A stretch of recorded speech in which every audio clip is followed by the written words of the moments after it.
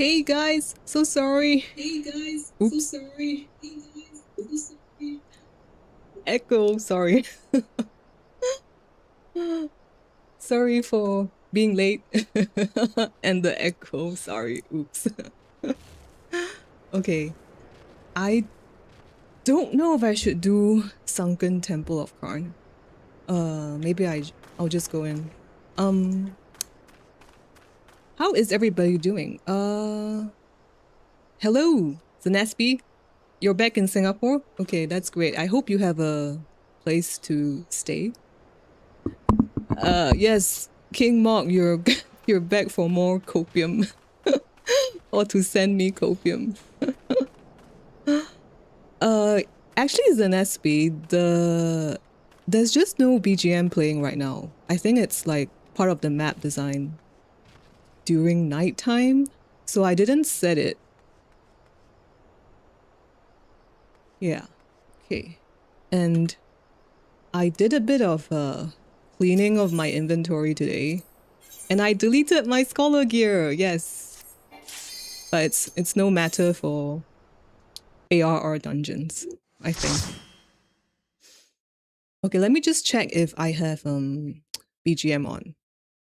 Cause I was adjusting the sound levels again. Do let me know if it's too loud. If the game music is too loud. Okay. Okay, wait, I do have BGM on. Great. Oh, hey, Duskaria! Hey, finally nice to see you. Oh, ARR areas always run out of music at night. Okay. I guess we can just enjoy the ambient music. And I did read that Karn was also adjusted for duty support.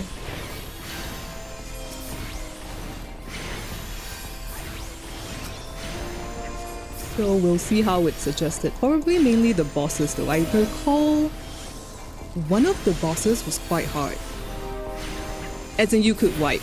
There was the potential to wipe with new people. Wait, what's this? The warden. Oh yeah, we have to put stuff on the scale or something. Oh my god, it's all coming back to me. So, Sunken Temple of Karn lore. I have it here. It was used by the ancient Beladians as a place to worship the sun goddess Azeyama. So Beladia is the city-state that predated Uda and Sildi. Of course, you know, they had like a falling out, and we all know which one survived because only Uda survived today. And there are Sildi ruins around the Nalan, but this temple is even older, used by the ancient Beladians to worship the sun goddess. Yeah, actually, Descara, this stream timing is actually for the Europe peeps. So I'm still testing it out. Like, it depends. So if the Europe peeps are not coming to watch the stream, then I'm gonna change it all to American evenings. And hey Ray, got your dinner in, and I don't know, maybe you might have some chores to do this weekend. Oh god, I remember the Temple B. Like they could one-hit KO or something. I don't know if that's a correct memory. Yeah, I remember the B can like one-hit KO players, but since now they have duty support added, right? They might have removed that ability.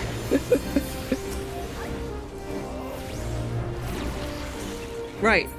Semi-AFK is good, right?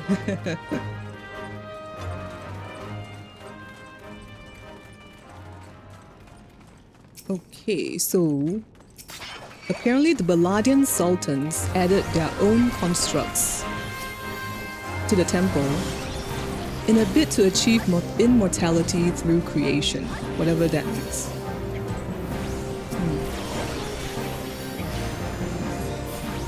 So since Baladian has fallen, and that's like eons ago. I'm not sure which Astral era.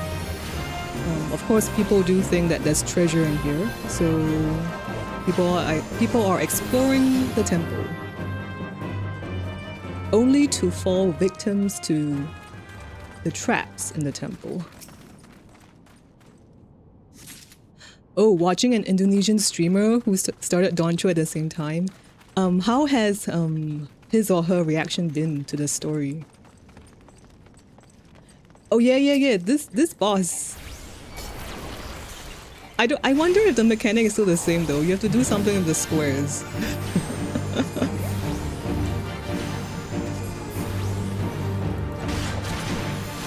Don't want to stand with the black mage.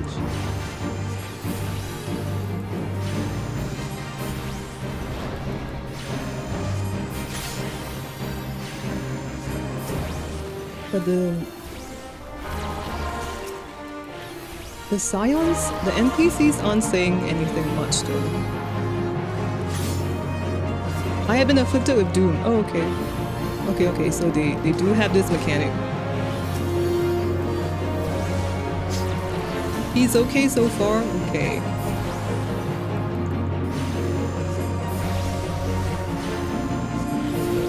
Is he at living memory yet, like me?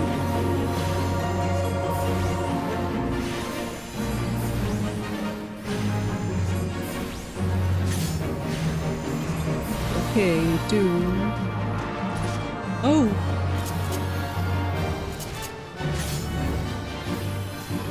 Oh my god, okay.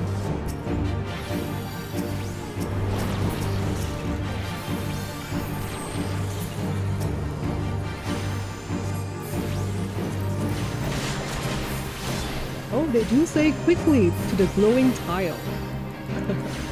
Phew, I seem to be cured.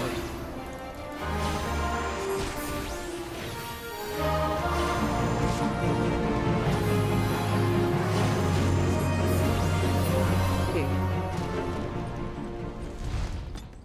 So this is the oratory of Tata Mefu. I think that's one of the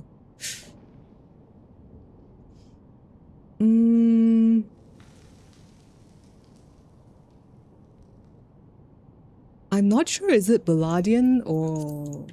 Yeah, it should probably be Baladian. Tata Mefu. It's obviously a Lalafell name, because the first settlers into this area, into Thanalan, were Lalafells, and Lalafells from the city of Ma, after the War of the Magi.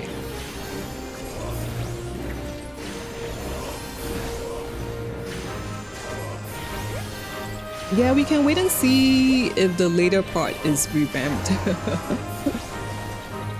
I will get there. It's still very sad I don't have Ether Flow at this level. The Thermathurge does say that was a formidable opponent. Oh my god, you must kill this hit on the square. Okay, they've made his HP a lot less now, I think.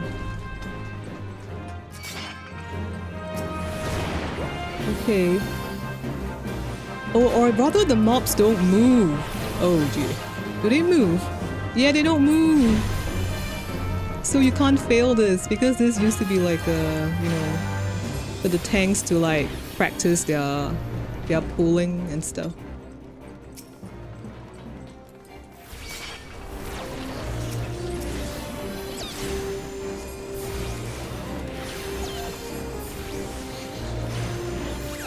Yeah, I am actually feeling that it's not that worth it to change it for duty support, because like if you come in with duty support, like as a new player, like you want to play alone, right? You play with duty support and then it's so boring, especially with how we have what, level 100s now. Each class goes up to 100, so at the lower level, like for Scholar, I don't even have anything. Like, well, I have Aldo, Adoliquum, I don't need to use it. I have Sucker, I don't need to use it. I have one attack. and ruin. That's it. It is even worse than just 1, 2, 3, right? And then if you come in with like actual players, it's even worse because it's even more boring, right? Because it's so brain dead. Oh, I think if you kill this corn face in time, he drops a treasure chest, I believe. Yeah, okay, his HP is still quite thick, I think. But maybe because I'm the only one hitting it.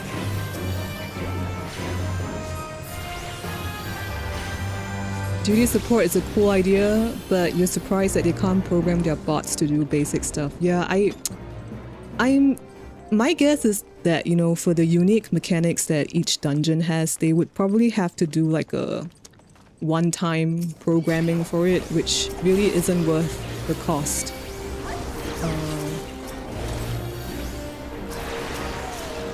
I don't know. They probably need their engineers and programmers to, you know, work on the Evercold expansion. Which will bring in more money for them. Okay, so I need to heal a bit.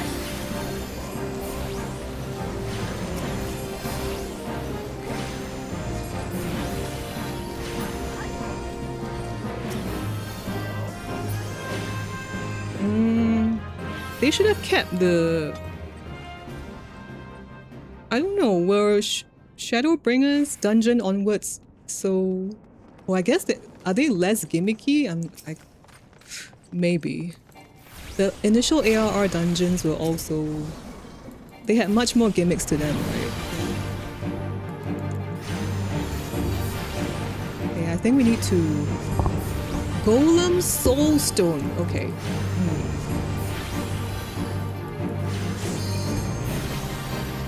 I've been reading a lot about what Hermes said about souls.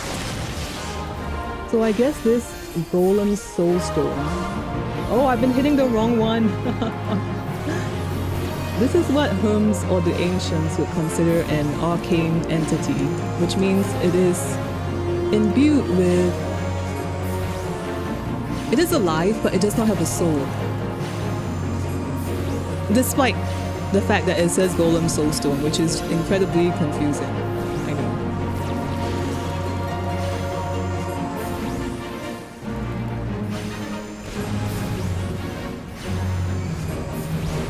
You took like 2+ years to realize Titan's heart. Oh my god.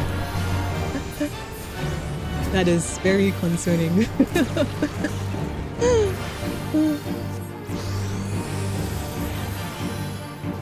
But it can't be, because when Titan's heart appears, you can't hit any other part of him though. That's the only target on the field.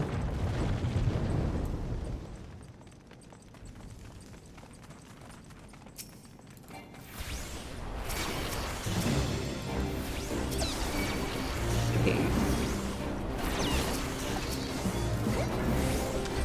Okay, may need some regen, okay. Oh, so the construction of this temple is credited to Tata Mefu II, which is why the place was named after him just now. And the future generations of Baladians expanded it.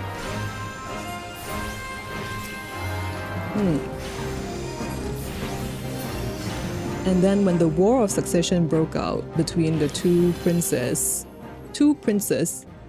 that's when the expansion of the temple stopped. Okay.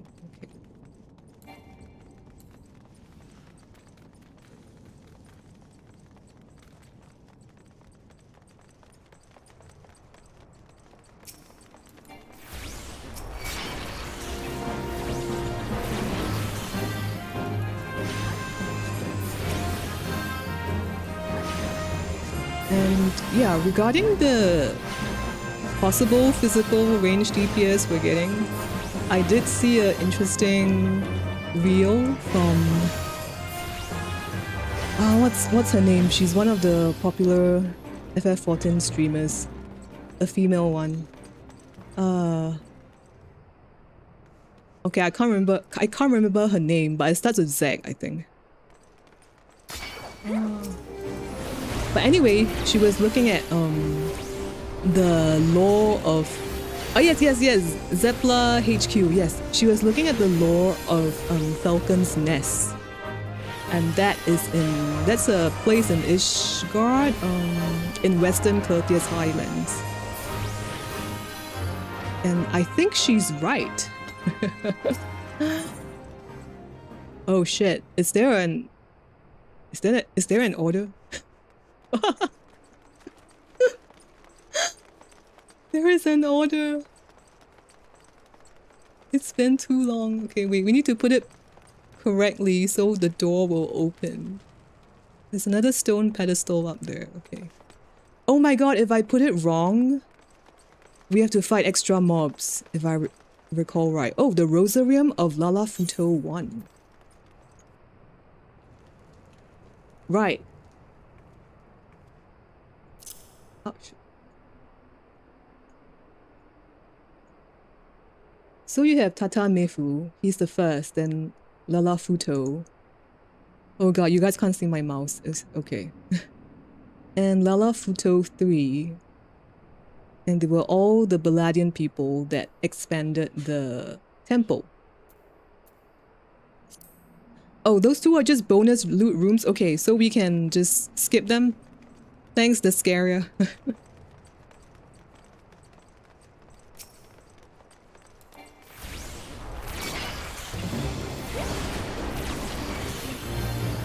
Yeah, it's really sad that this space doesn't move anymore.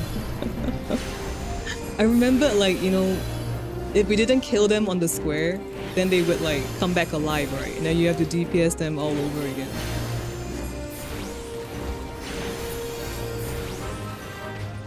Right, thanks for the advice. Oh, I just have to put the fruits, the stuff correctly on the scales of judgment, which I don't remember. Yeah, and it died very fast. I mean, I guess if it doesn't move, right, there's no point in making the HP that thick as well. It's just a waste of time at this stage.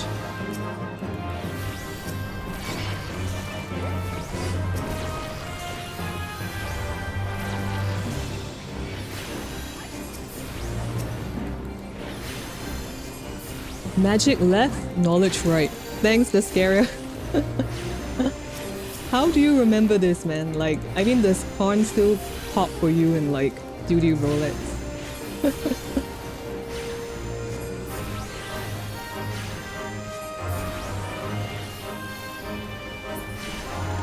Okay, magic left. Oh, the gem of effluence? No. It's fine. Please backseat this dungeon. Knowledge, right, okay. The fruit of knowledge.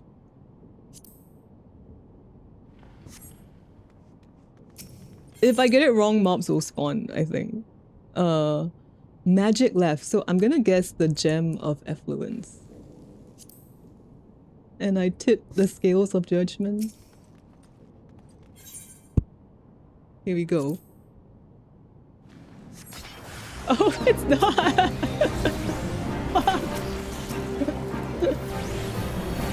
Or did I miss one item actually? Flames of judgment. Oh, the blaze and burn instead of thermostat.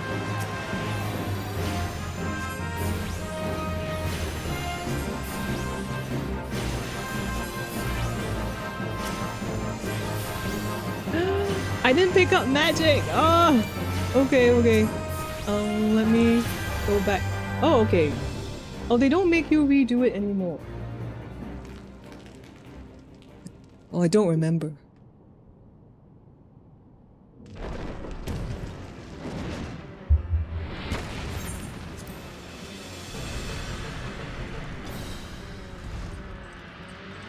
I remember this boss is actually, it had actual mechanics. I don't know if they still exist.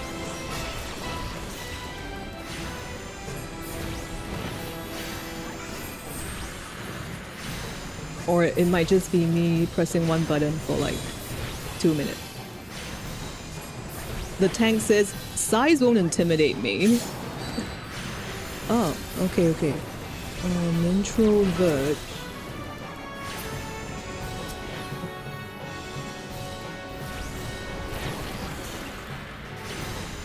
Oh, okay. So if you get it right, you get treasure chest and avoid the mobs. Okay. Let me just suffer, maybe?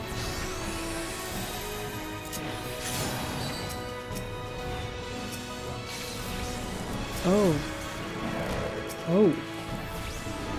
whoa, is it a DPS check? Even for the poor healer.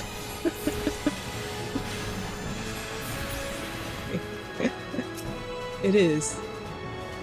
That seems new.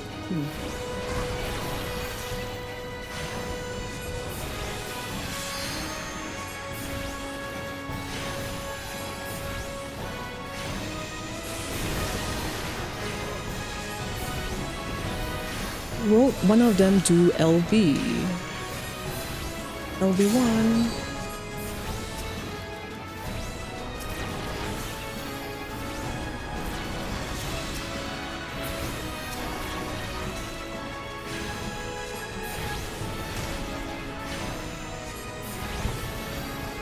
I was briefly reading the wiki for this dungeon before this, and apparently these statues are taken from Marquee Technologies, but you know, we don't see any of these when we eventually get to the Void Arc, so I'm not sure how true that is anymore. But it does make sense if it came from Mark, though, because since Balladians were essentially descended from Mark. Oh god.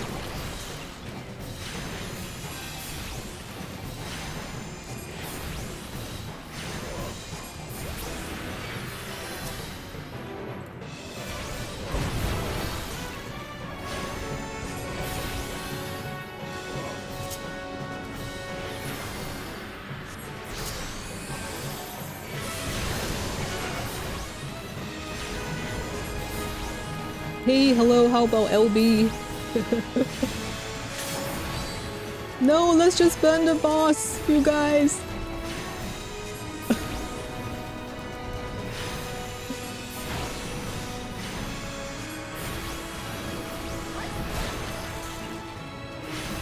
I do notice that in Sastasha, right, they don't do the mechanics, but here they do.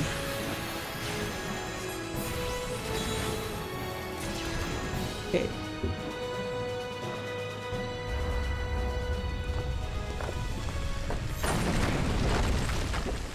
So I guess this is an arcane entity.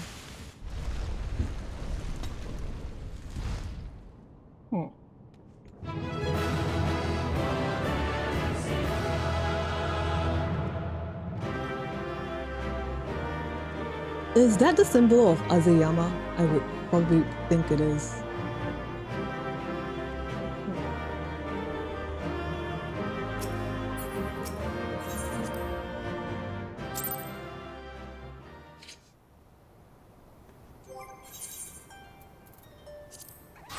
Okay, and we're gonna proceed on to the MSQ. The Sanctuary of the Strong.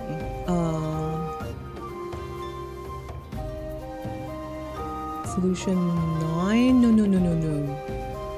Not Solution 9. We're going to Purgatory.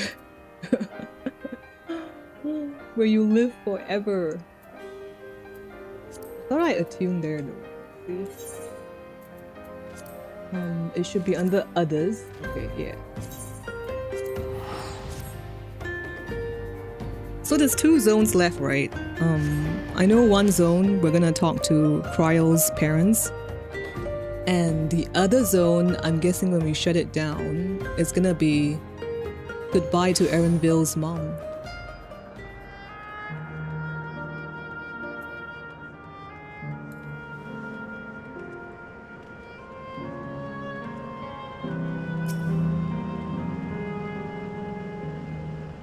Oh, this... yeah, I'm guessing Cryo's parents will be the last zone. So we're gonna say bye to Kakiwa in this zone.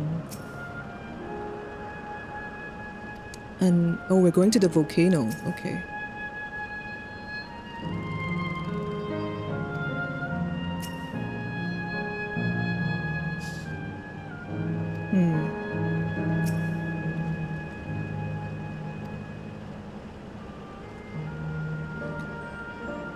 The Isles Volcane, not volcano. The Sanctuary of the Strong. Fight with courage and honor.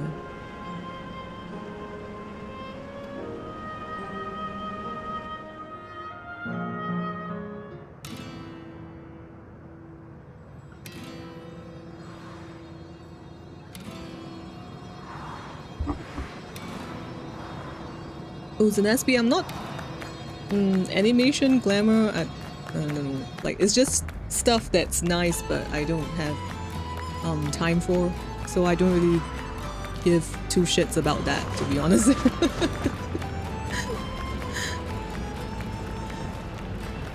I was like already half dying trying to clean my inventory today.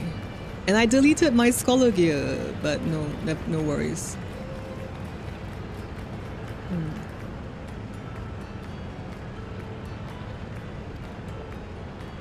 At this point I'm very, very sick of Lamati.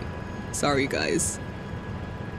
Like, I'm just not interested in what she has to say anymore. It's not like her character is bad, it's just there's too much of her till this point. Like, we could use with a cooldown and then, you know, bring her back again and that would be fine, but she's been with us since level 90.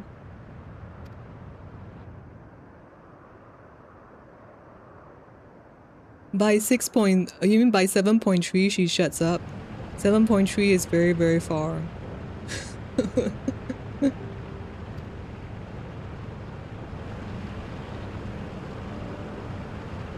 Oh, hello Nunu! Is it morning for you? Like, super early morning?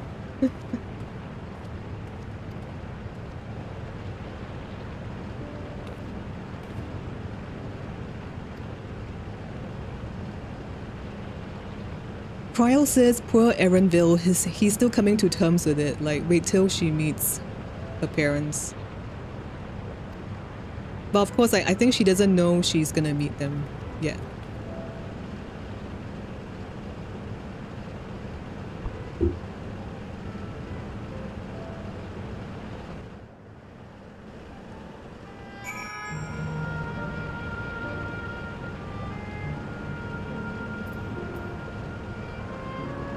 Oh, some fisher just caught triple threat here, and somebody said crats. Is that like a rare fish? Well, I mean it has a green background, so... Okay.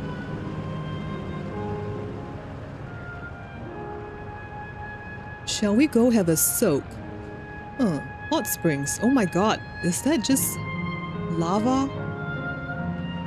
It must feel very hot to stand here, I would think. And dangerous. Okay, but it's not real.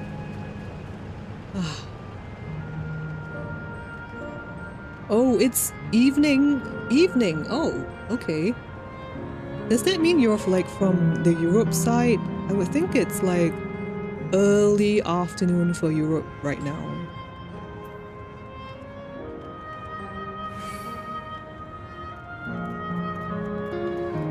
Oh, was that the legendary Dawntrail fish?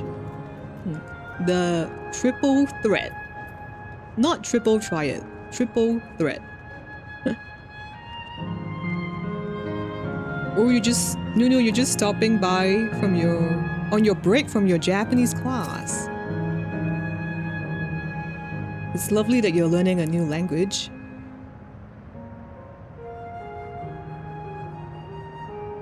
I'm curious about that building on the left. Oh wait.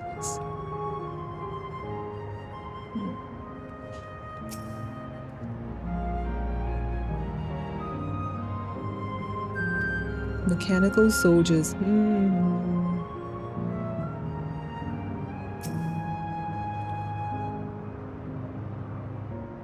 I thought I saw Kakiwa heading left. Okay. She's curious about that round building. Okay. So we're going left.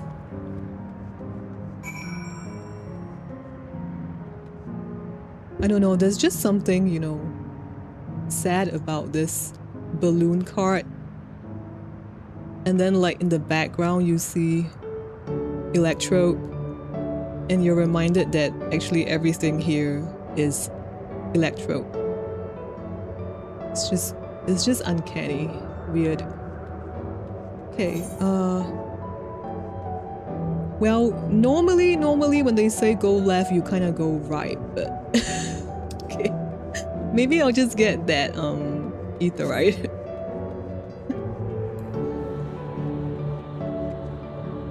Oh, one of the 6.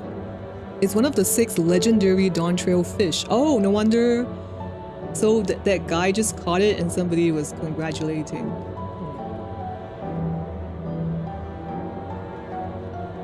Oh.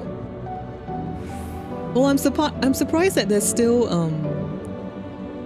rivers, or well, I guess the plants remain. So I guess there's some fishing spots here. Oh no, it's ice cream. So we're meeting Cryo's parents first.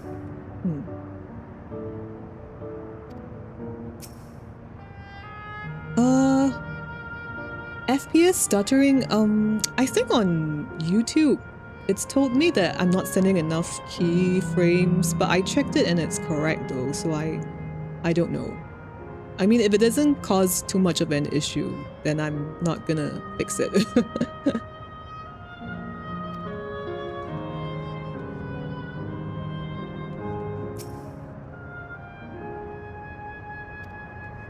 Okay.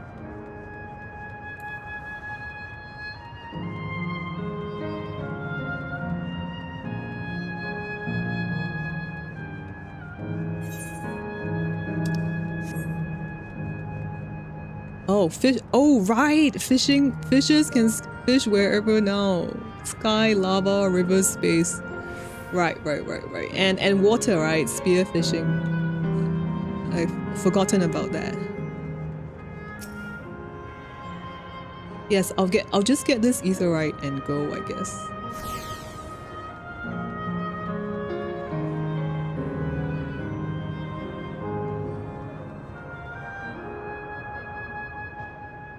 Oh, somebody just gifted subs. I don't know if my correct alert triggered. I did try to add it, but being the boomer that I am, please let me know who gifted subs.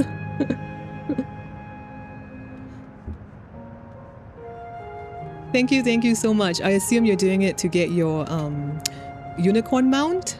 Rainbow unicorn mount.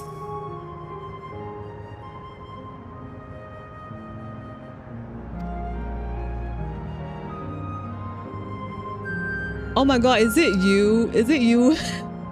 I'm Subflow. Did you do it to make me say your name? Wait, let me just double check. Okay, no. Yeah, no, I don't have DaVinci Resolve open, so that it shouldn't be eating system resources. Wow, you gave subs, Okay, thank you so much. That's my real life friend. But you don't even play 14. Oh wait, not you. Shit. sorry, okay. Whoever gifted subs, please let me know somehow. I'm not sure if you're able to chat. Is now a good time to ask you to try big fishing? Descara, do you want to see, have you like looked at my lodestone profile? I've played since 2014. I can show you. I have a profile like this. I think White Mage is at 34 because Swiftcast, or was it Raise? Bard is at 34 because Raging Strikes, which no longer exists. I did try to tank for a while. Dark Knight 63. Red Mage got the job, didn't play it after that. Black Mage I played till 60 because I have the gear, you might as well. I don't know why Astrologian's at 44, but yeah. I do have my crafters up to 80, except Fisher. Fisher is at 1. Although, given how much I like the scenery of this world, right, I should really, really do fishing.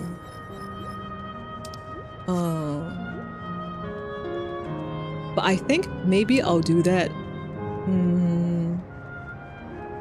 Maybe when I get better at talking on stream, I feel, because you know fishing's like a waiting and patience game, right? So if you're like a good speaker and you can keep the audience engaged about the game or I don't know, other games as well, or the state of the gaming industry, I think that will be more interesting. Right now, sometimes I still struggle to like come up with things to talk about. Oh, we're gonna meet Cryo's parents. I know this place because I've already seen the cutscenes. Okay.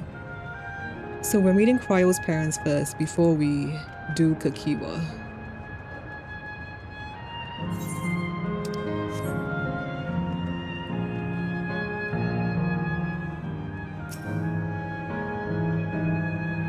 All purchases come with a free plush doll. This just reminded me of the time when I was at Universal Studios Japan, and there will be all these like booths, right, where they sell food and refreshments, which basically tasted like shit. But then, you know, they make like a limited edition merch with like, say, Harry Potter or like, say, Shingeki no Kyojin, and then it's like 3,000 yen, which is about, I mean, now it's less than $30, I think, because the yen has gotten so weak. But there will be a huge long queue just to buy popcorn just because the container the popcorn is in is of some IP.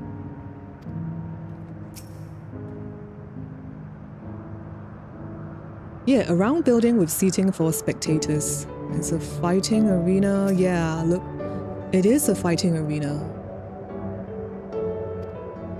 Aaronville is elsewhere. You should spend time with your mom, Jesus. She's gonna go soon.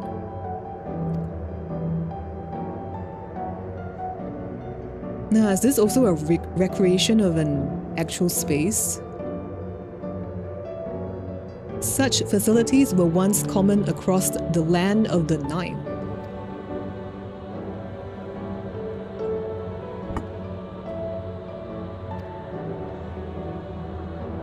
Oh, thanks for the follow, dirty little canned.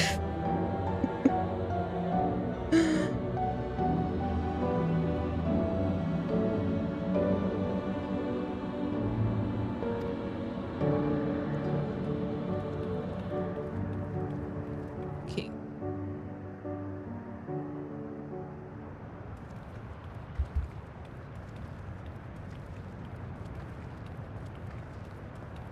Oh, I know this scene. We're gonna see Cryo's parents, like right now.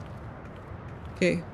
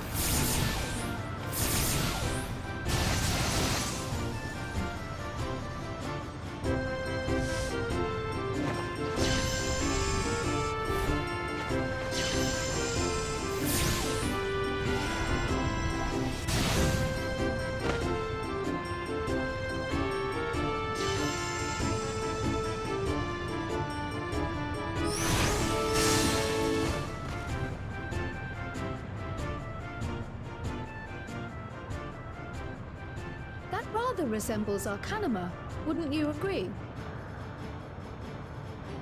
Indeed. While similar arts could have developed independently across reflections, this verges on being identical.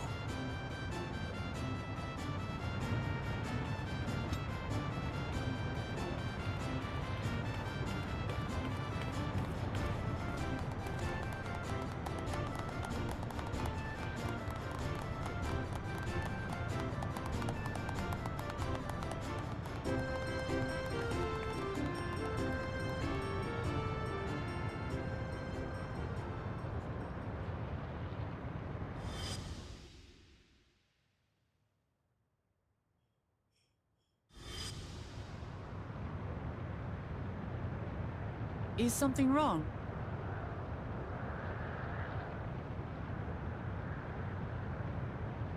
What?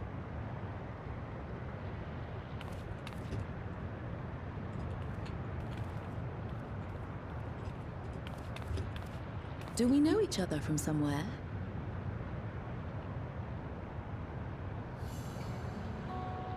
Come on, dear! Oh, I'm sorry, but I must be going.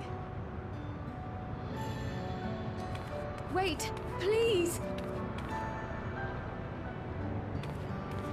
You're new here, I gather. It may seem strange at first, but give it time. You'll grow accustomed to it soon enough. No, I'm not. Rather, I'm, oh, what can I say? Of course. This earring. Do you recognize it?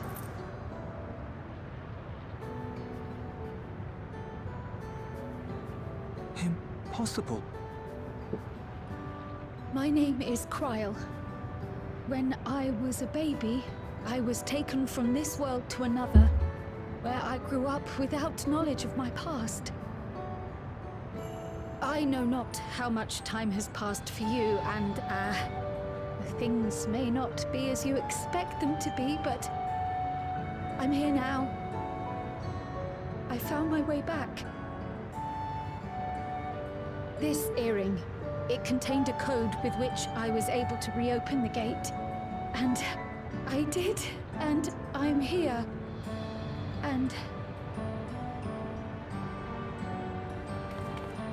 Could it be as she claims? She's not lying. I can tell. And there is no mistaking the earring.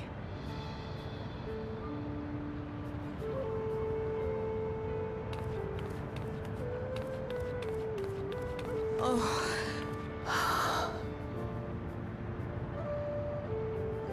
How you've grown, my darling daughter.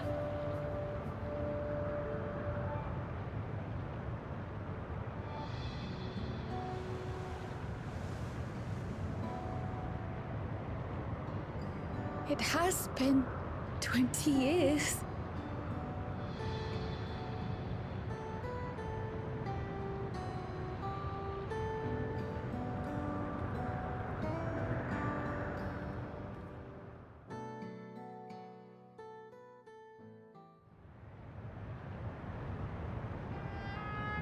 Yes, names. I'm Robor, and this is Alila, your mother. Doubtless, we have a mountain of questions for each other, but perhaps we can take this somewhere quieter? The Heatwells, for instance. There's a spot there where we can relax and chat.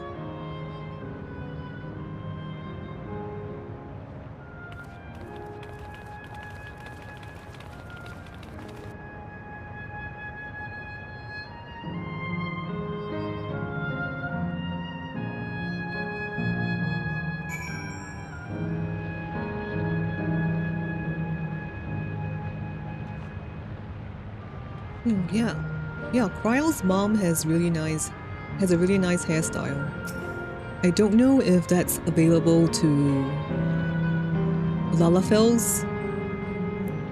Miracles do happen here. I'm happy for Kryle, but yeah, the parents being here means that they are dead, right?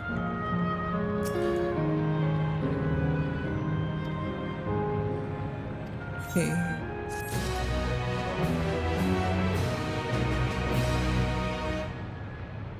You think the reason you hate this map is because the BGM makes you sleep?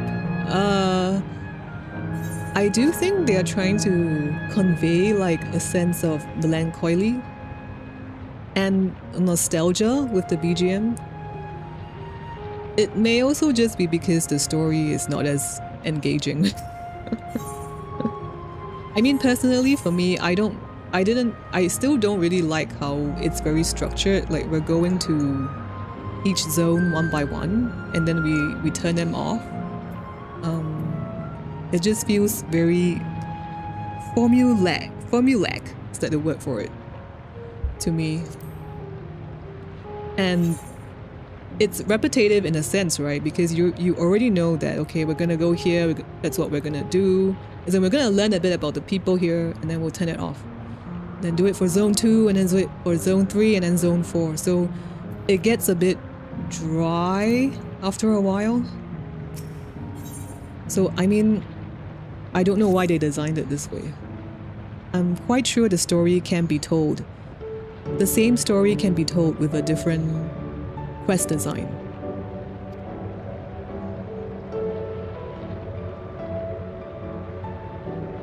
Coming face to face with my parents was overwhelming. And yeah, knowing that you're gonna shut them down soon after this.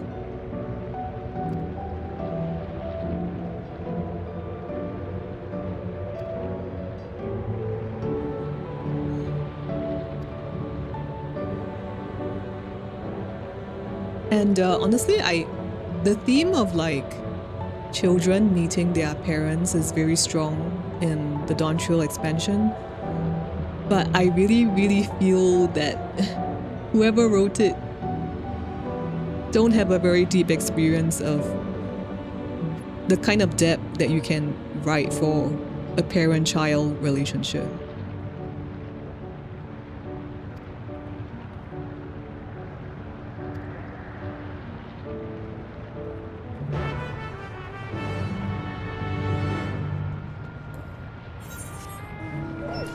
Because if it was written with the kind of depth and emotions that would resonate with most people, I think most people would think of their parents and you would probably cry. But that's not what's happening. So it's very surface level writing. I mean, after all, everybody has a parent.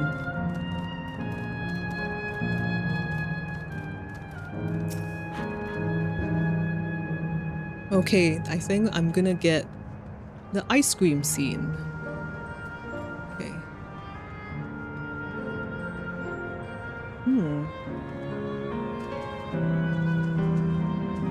Rainbow pool.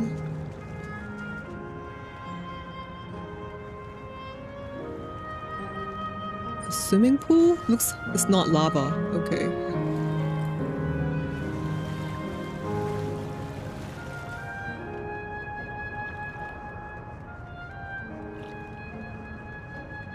Okay, and there are just mobs here.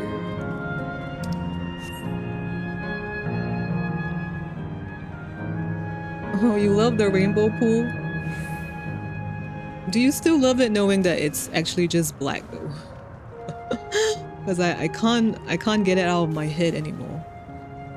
I actually wanted to wear a black top today, but then it's too hot. So I changed. I wanted to wear black to represent all that electro.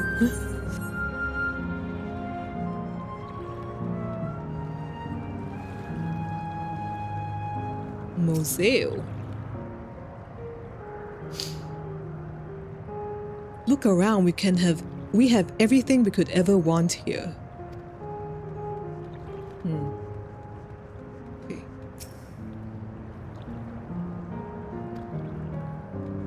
Robor is her dad's name.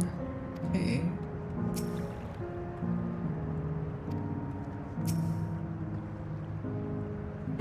You could carve the tension of a knife. Okay. Okay, thanks to whoever who just gave subs as well.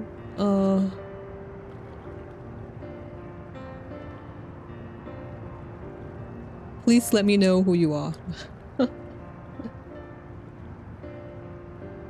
It's such a strange feeling to be reunited with you beyond death.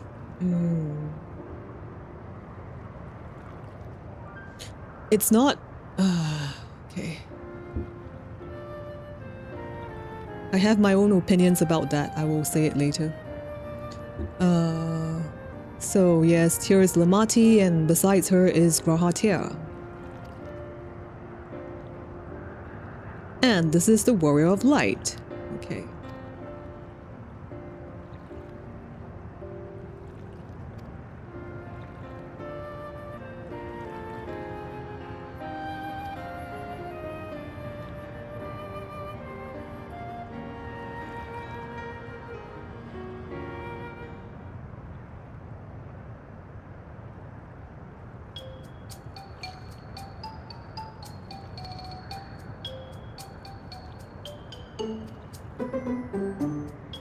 They can't eat food like normal human beings though. At this point, I'm very sick of Lamati saying stuff. She's starting to get on my nerves.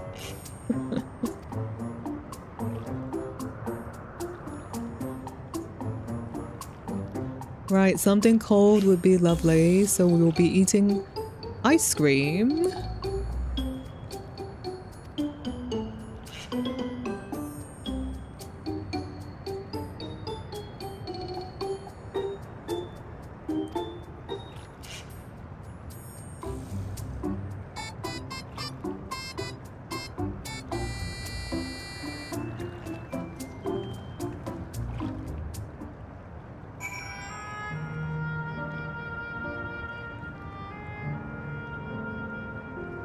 Oh, Dascaria, thanks for the... yeah, thanks for gifting the subs. Okay, oh, actually... okay, wait, Boomer Me just realized I can see it from my Twitch stream manager. So, let me go there, because I think there were 2 people who gifted subs. Okay. Stream manager, I don't know, the Twitch control panel is, overwhelming.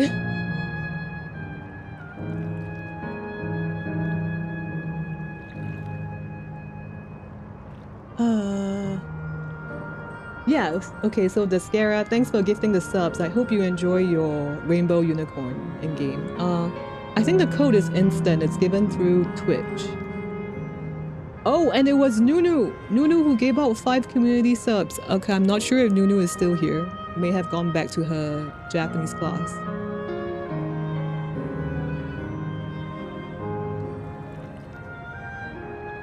Right, okay. And apparently Twitch says my keyframe interval is too high. Let me just send it to myself. I don't know, it might be causing the FPS issues. Okay. Okay, let's continue.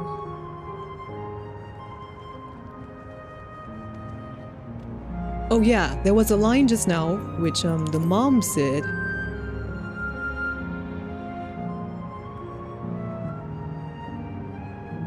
It's a strange feeling to be reunited with you, with Cryo beyond death. I think I said it last stream as well, but I think the entire idea of reuniting after death, it cheapens the value and the meaning of death, which means you cheapen the value of life. So, I mean, of course, as a first greeting to her daughter, I think that's something, that's fine to say. But on a deeper philosophical level, I don't really agree with that.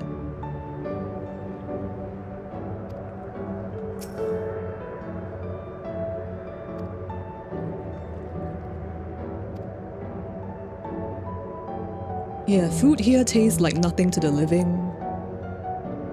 Seriously, I had no idea. Okay, yeah. Can we just go with Graha now? Okay.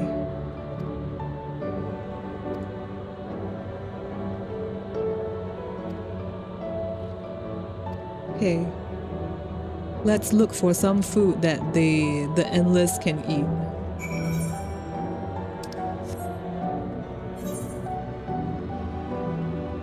The etherite.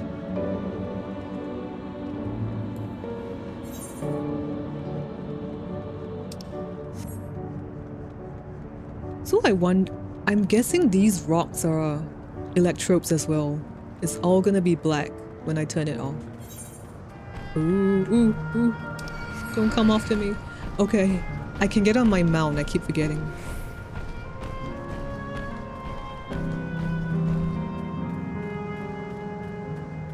But it's interesting though, why would one zone be dedicated to volcano and lava? Does that mean the 9 once had, you know, an active volcano? It might suggest that. I mean, before the calamity of lightning struck.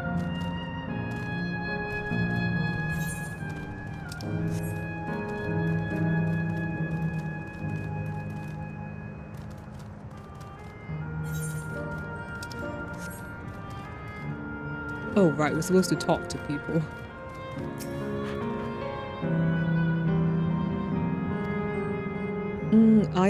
Isles volcano is home to fighters.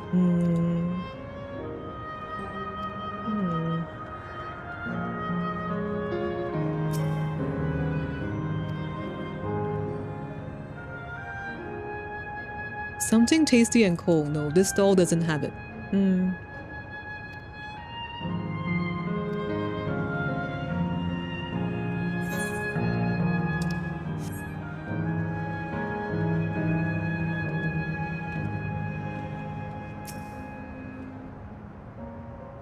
The Gold Star ice cream. Okay.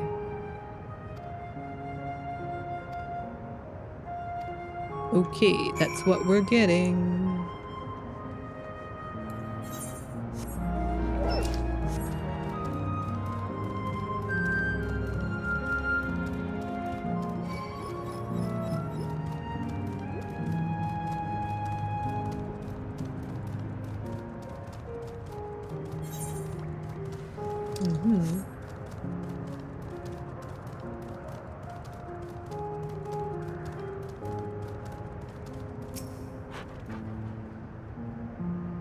Okay, everybody recommended the ice creams.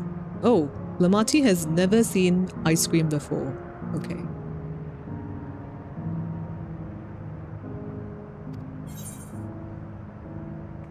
Okay.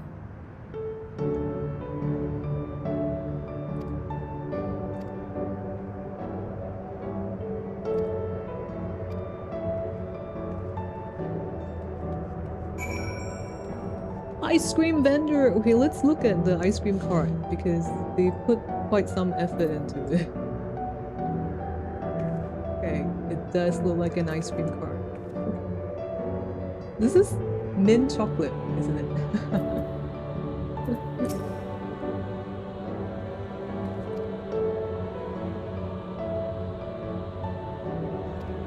Three servings, okay, yeah. I would think that if it's...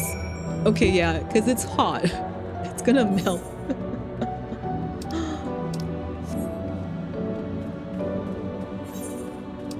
Okay, this way should make it.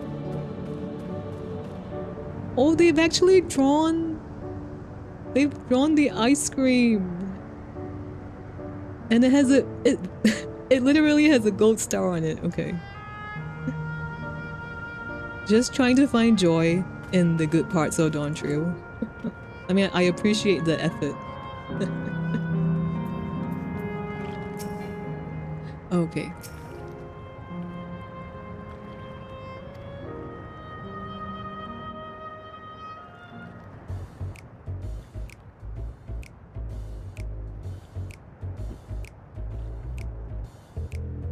Wait, why don't we get ice cream? It's just the three of them. Never did we imagine that such a reward awaited us. Isn't that so, Robor? Yes.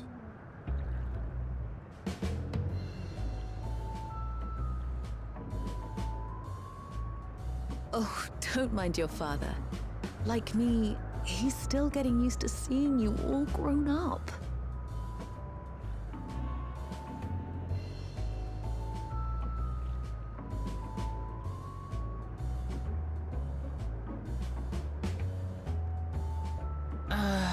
This is just excruciating.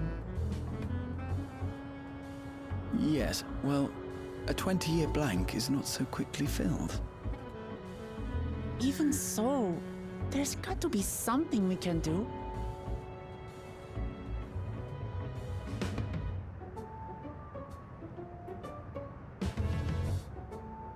You know, I think I might have an idea.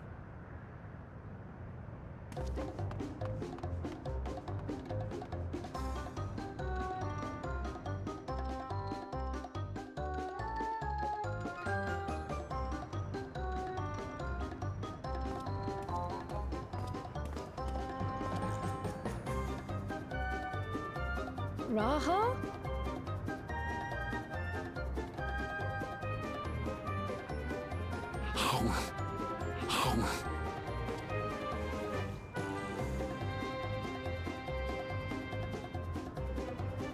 What is he doing?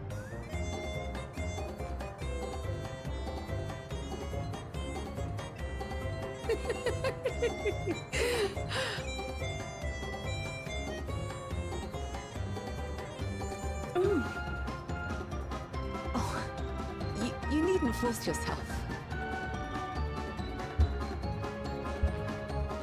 It doesn't taste of anything to the living, surely.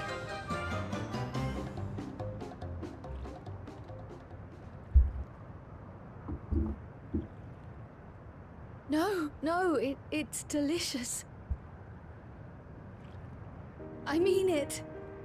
I've never tasted anything so good.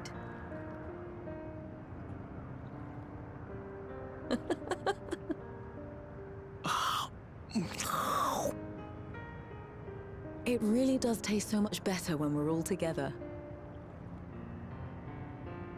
Yes, indeed.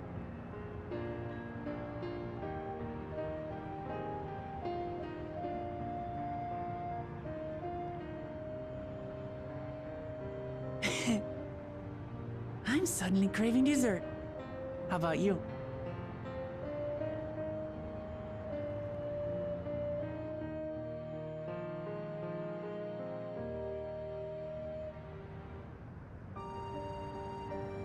Truly, we've never felt so happy in all our lives.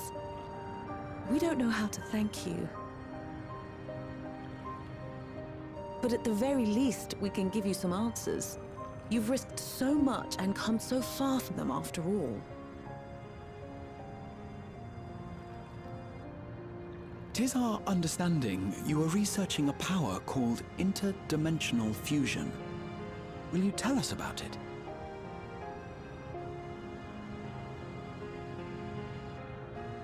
To begin at the very beginning, there is a legend passed down by our people, the Milala. In the distant past, we abided in a different world. Our homeland was a paradise of eternal summer. The flowers were always in bloom. Until, that is, the great calamity turned the very seas to ice. As those around them froze to death, our ancestors looked to a mighty relic for salvation. By its power, they opened a portal and used it to flee to another reality.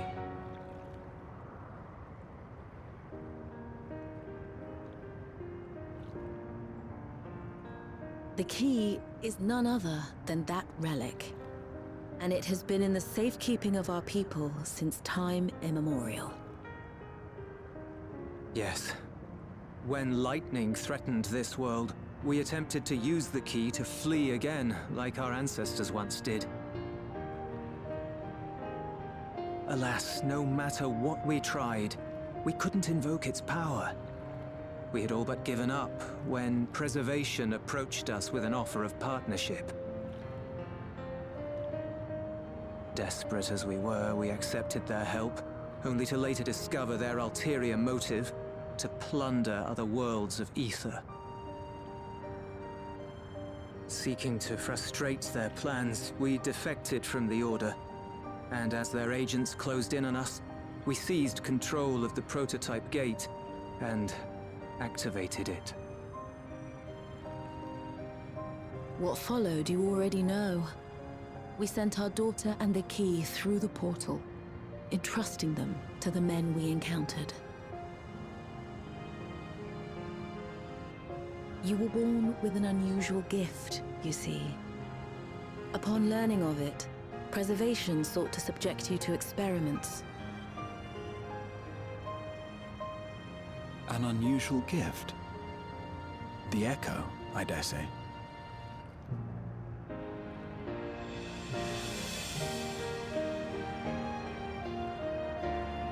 Our people, the Milala. Are there any ways I might learn more about them? There are, such as visiting the cavern inside the volcano. Our ancient homeland has been recreated there. While it's intended to serve as an entertaining diversion, it ought to teach you a thing or two about our history and traditions. May we go there? Selfish though it may be, I should love to learn of my ancestors.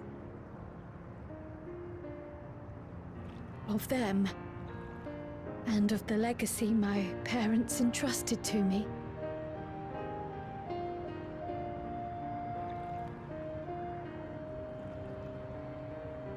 Sure, by all means. As it happens, it's on the way to our destination.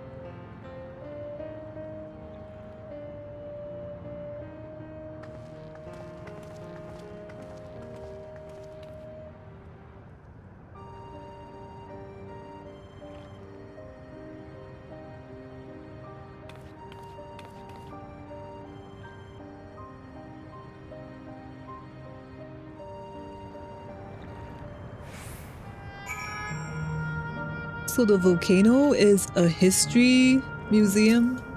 Okay.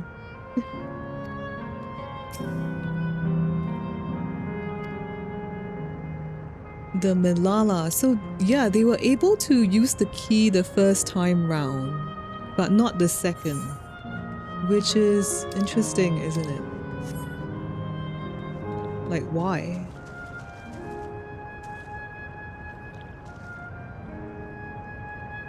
I mean, I don't know if, like,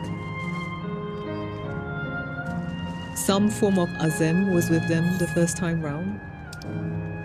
And the second time, and in the 9, that wasn't the case. Okay, let's go to the museum. Oh god, wrong way.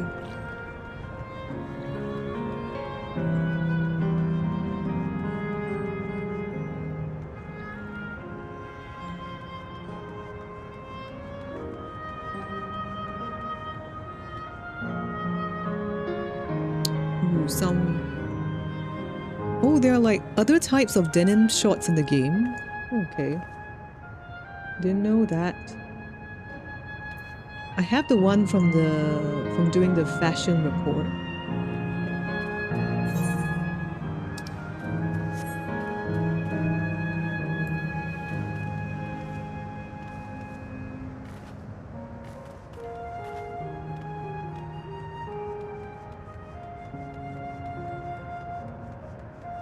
Are you gonna tell me about the museum? Okay. No. This is the volcano? Right, okay. The volcano.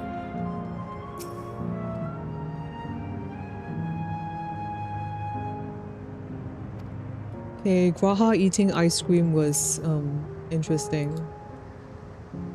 But I guess he helped like lighten up the tension between Cryle and her parents. Okay. Oh, those shorts are from Island Century? Okay. So much content, there's like not enough time to play. Yes, it's good that Cryle managed to share a meal with her parents, at least, before they turn this section off.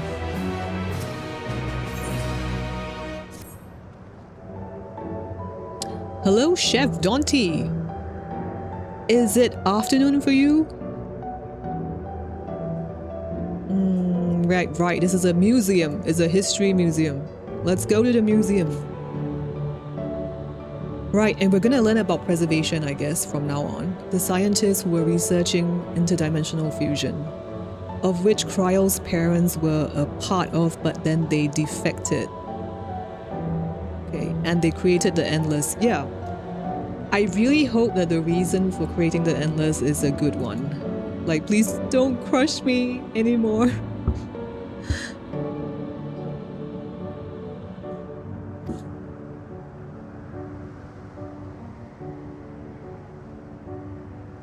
Okay.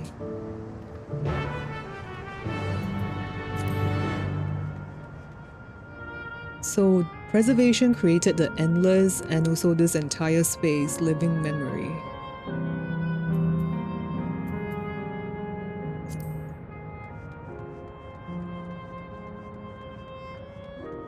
Steps of the speaker. Oh, it's early morning for you. Good morning. You're up early for a Saturday. Granted, I was up by 8 today as well.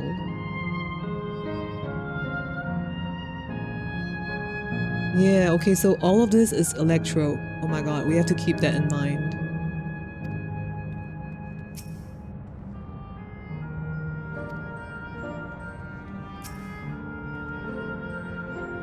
Right, yeah, okay, I've been saying it's a museum. Raha. Right. Milala abided upon the Isles of Eternal Summer. That's Alo Alo Island. But then they met with the calamity of ice.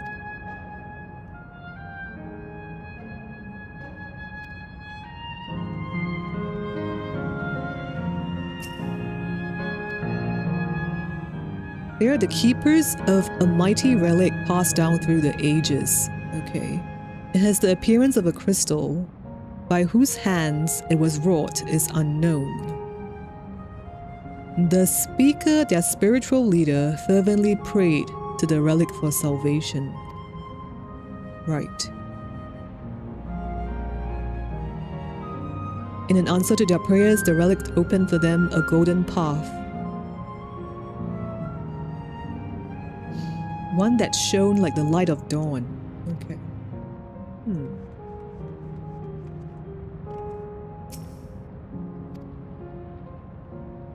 Here, since ancient times, the Milala have excelled in calculations.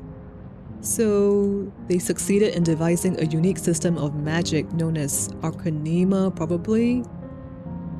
Yeah, they used their calculations to etch arcane circuits upon the ore, which later came to be known as electrope. Oh, okay. So electrope only works the way it is because of Arcanema. And it can convert lightning energy to energy of any other element. Okay.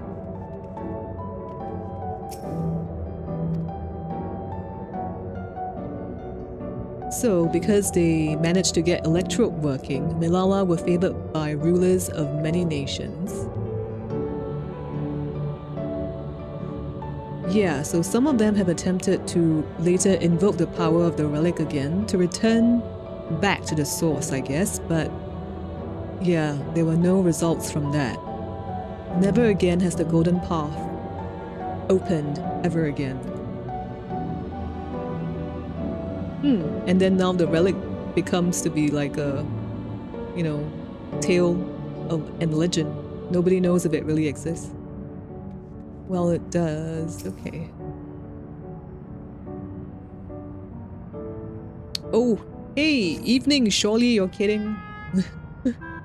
Yes, Nunu gifted subs, but I think she might be back in her Japanese class right now. He or she.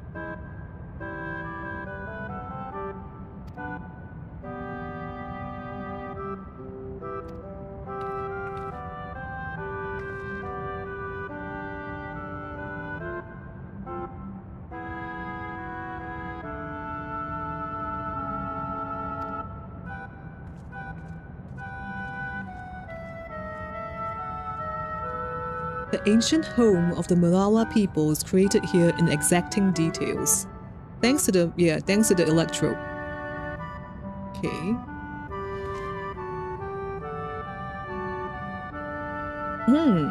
This is the tour guide for this facility. Okay. I wonder if, like, when you go to Alo Alo Island, do you see the architecture like this as well? Since they said they've recreated it.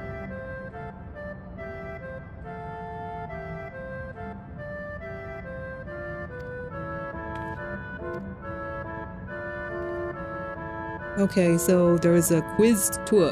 Okay. Bring it, bring it. I should know. I should know the lore.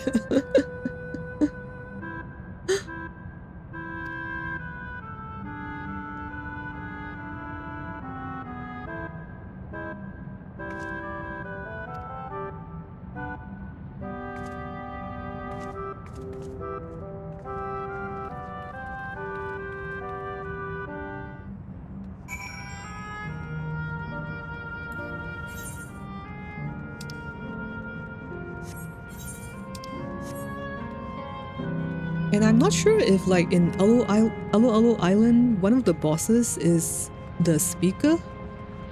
I've not done Alo Alo Island, just what I've read online.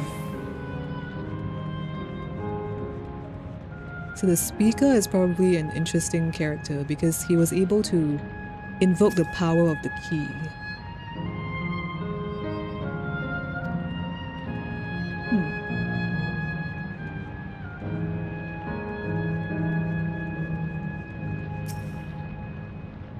Is that pattern a Malala motive? Yes, the devs low-key hinting that this is a Malala motive.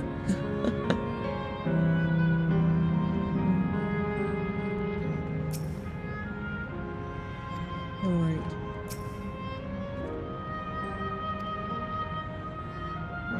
You stand within a shrine of the Malala? Okay.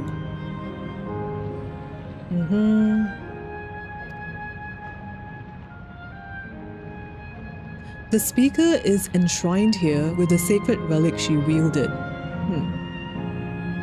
And they dreamt of returning back home.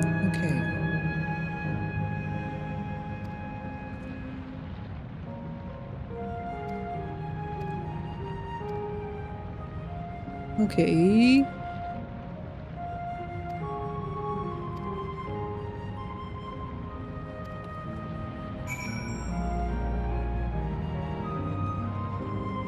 Razor of calculations. Okay, owning to innate give and arcane calculations. They transform electrode, yes. Right.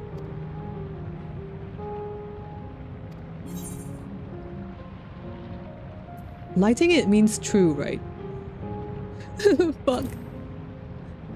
I do think lighting it means true, okay. After lighting the correct braziers, okay. Oliver in FFIX had a very similar room. I don't remember Oliver. Let me Google it.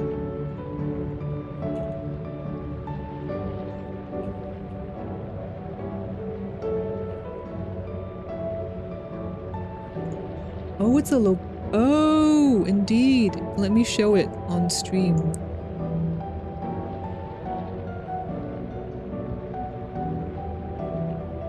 Like this thing? It does look similar.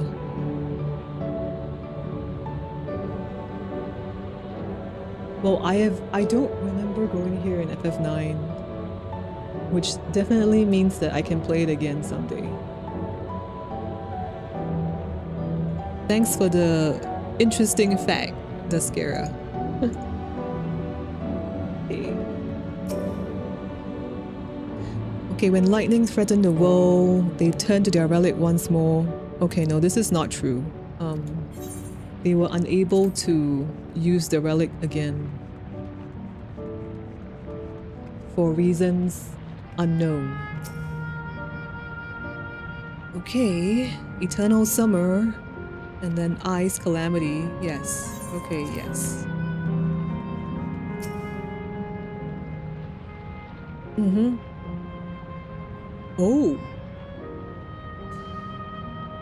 The speaker had to remain behind to sustain the power.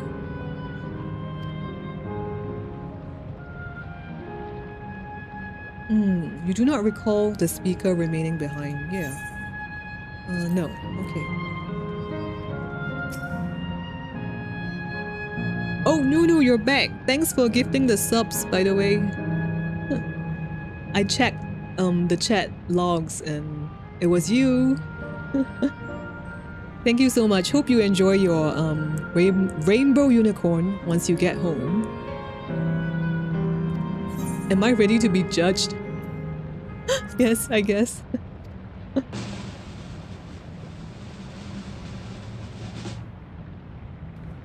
Okay, yes, okay, I answered correctly. It would be embarrassing if I got it wrong.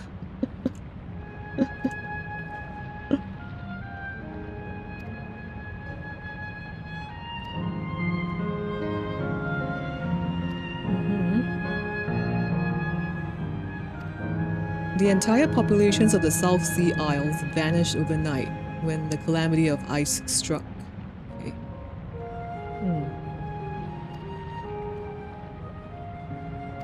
Oh, there are more quizzes. Okay.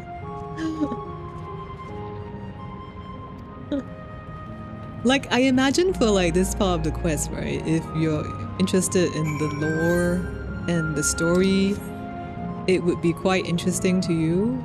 But if you're not interested, then it's just a matter of pressing the correct buttons. Oh, you've already got the unicorn mount? Okay. Sad that doesn't fart rainbows. Yeah. Or at least like in its streak when it flies, it should leave like a rainbow streak or something. What is this? What is this globe showing? It's like a planet and 3 moons.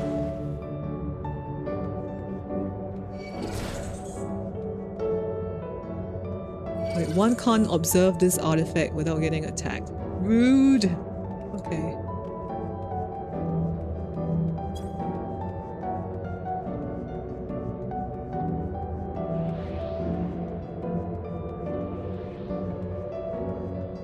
Okay, these things on the walls are starting to feel more like Alo Alo Island, though, the mask.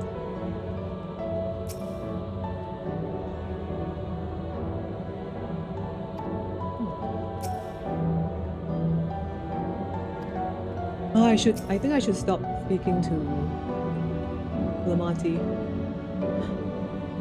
Somehow she's triggering me. Okay, this is the most enigmatic location in the museum. It's known as the Speaker's Rest. Everything else is a mystery. Nobody knows what purpose it served. Not even the Malala themselves. Did they not pass on like their history and culture in oral traditions?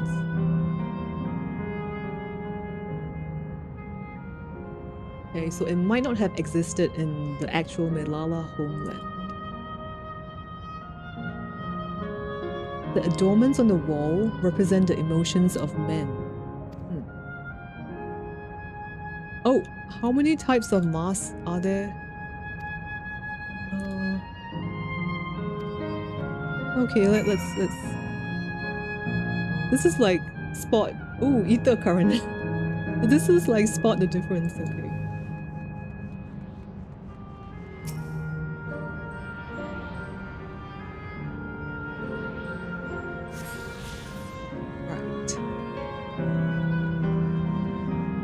Oh, very reminiscent of the talking face room in Olivet.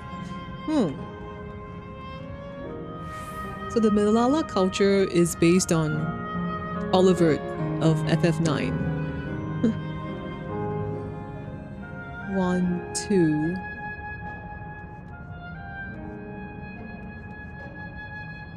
Oh my god. 1, 2. That's the same one. That's 2. 3.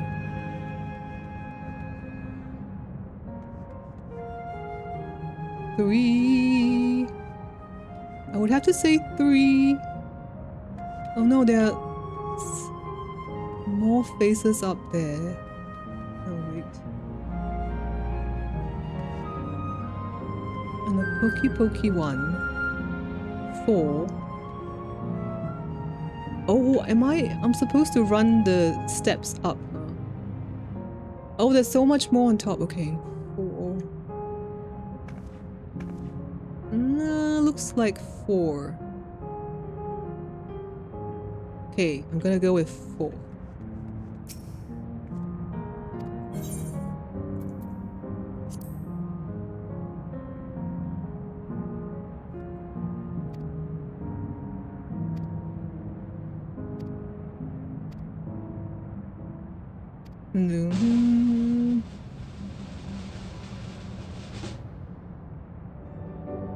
Okay. Brain cells are working.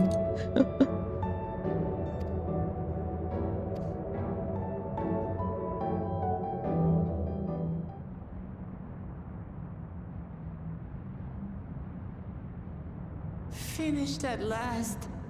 God, I'm exhausted.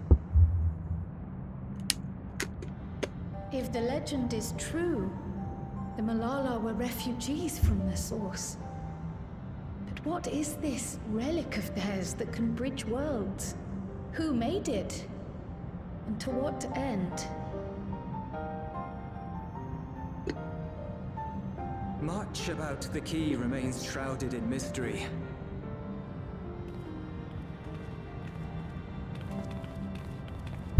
By augmenting it with electrope, Preservation did succeed in opening a portal, yet they could never grasp how they had managed to do so, much less the underlying principles of the technology. To this day, not a single person understands the mechanics of interdimensional fusion, let alone who imbued the key with its power, when they did so, or why.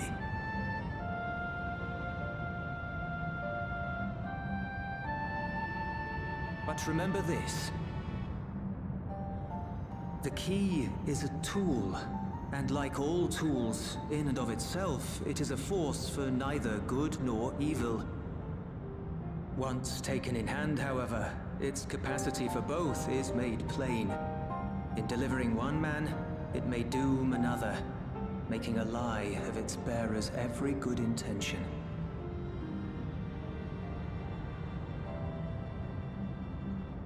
As did Preservation, Queen Sveen seeks to wield the key in the name of those she loves. And in so doing, makes her people party to the destruction of countless souls.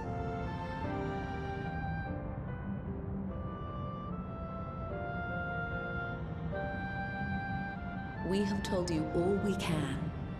To be able to share this with you at the last, it feels as though we fulfilled our purpose.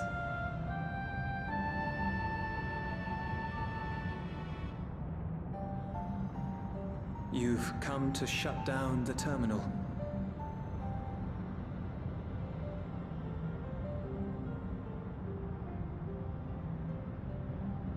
Yes, we have. But perhaps there's another way, one that doesn't require the terminal's deactivation.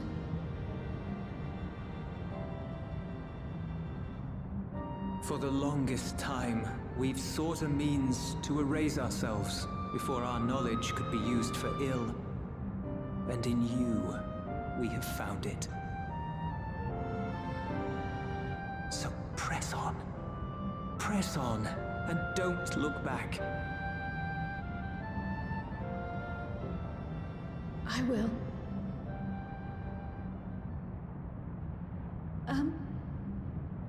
May I ask you one last question? Of course, my dear.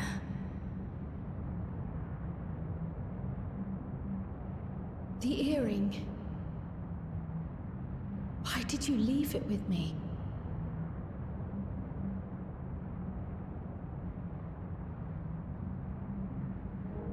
Because, Kryl, we wanted to see you again.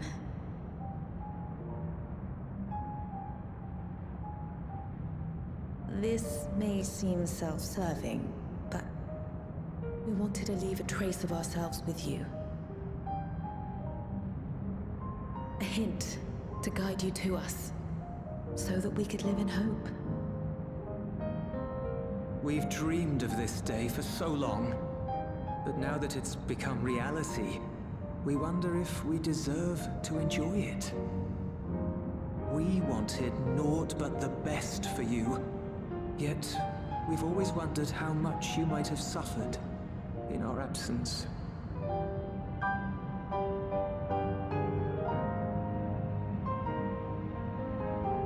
Do not torment yourselves so. As fate would have it, you entrusted me to a good man. His name is Galuf, and he raised me as his own. What's more, I've been blessed with the finest comrades anyone could have. It's thanks to you that I am here now, hale and happy. So please, be at peace. Be at peace. Mother. Father.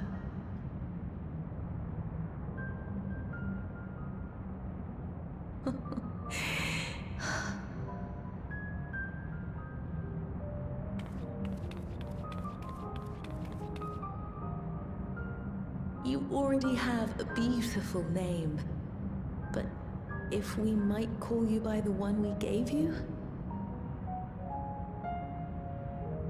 Maya. Our dearest Maya. We love you more than life itself.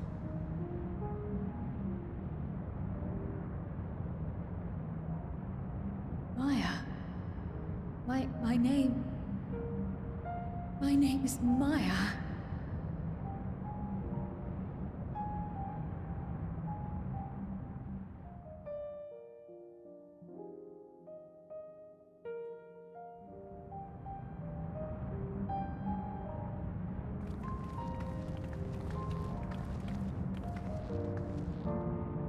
Are you sure about this?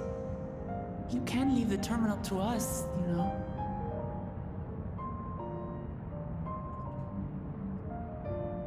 No, I must do this. Kryl, Maya, Baldessian must press on. Press on and...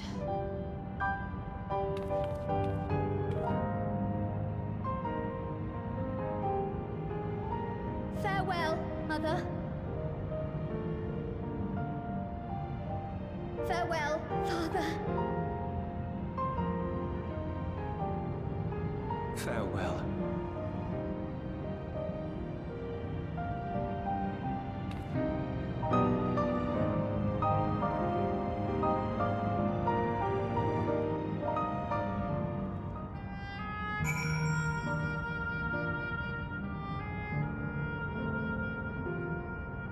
Oh, the Scara. I didn't know that was the original FF5 name for Kryl. That's interesting. It's a little bit sad that she has so little time with her parents.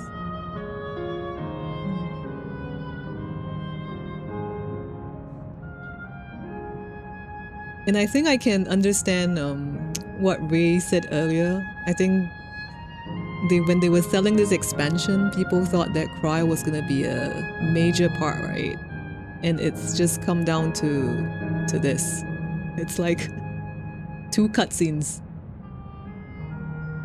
While Lamati has basically taken like level 90 to 100 plus quests and she's still with us.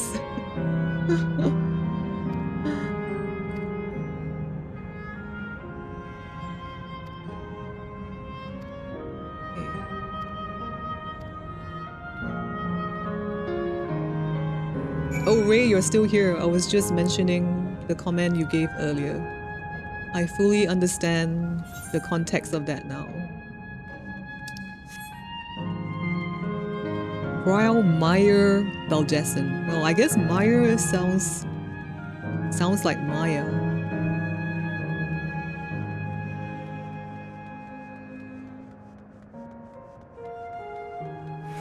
Oh, it is so pretty though. Like, I wonder if the backdrop remains after I turn everything down. Right, mount.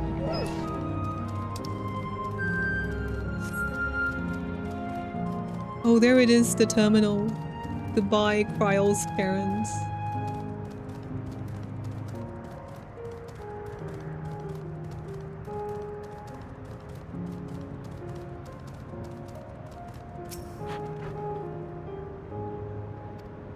Worry not, I shall be fine. Oh. Oh, yeah, where did Erenville go? Oh.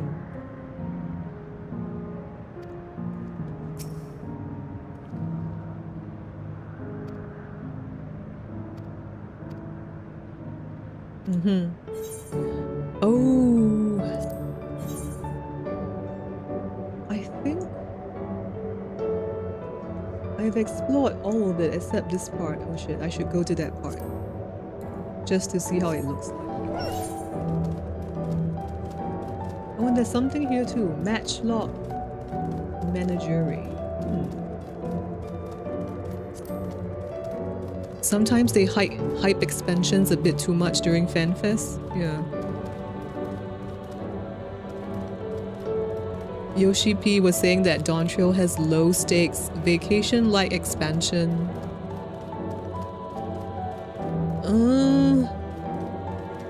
I guess like with the whole vacation theme, that's why they bring you on all these tours, right? When in the new continent, in the new world.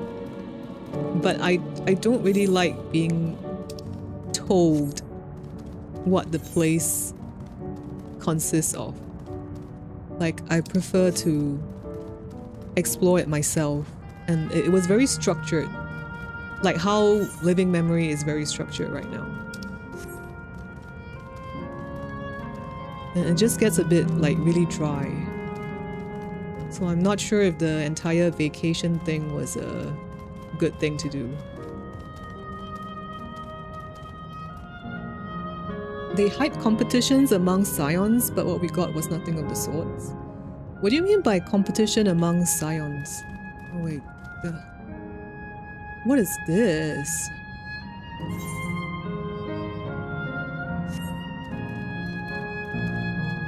Like, this part of the museum is not explained. And we're gonna turn it down. And how do I get to the other part? Like, this part.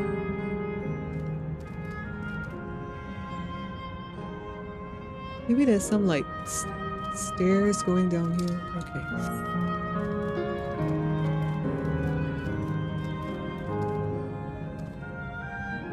This is like a ball of electrode. Okay. Oh, during FanFest, Yoshi P said that the scions will be divided as they support different claimants. Okay, that ended up to be just Sankret and Urianger, right? On Kona's side. And yeah, I guess we didn't see much like competition, right? Oh, I must go down, I think.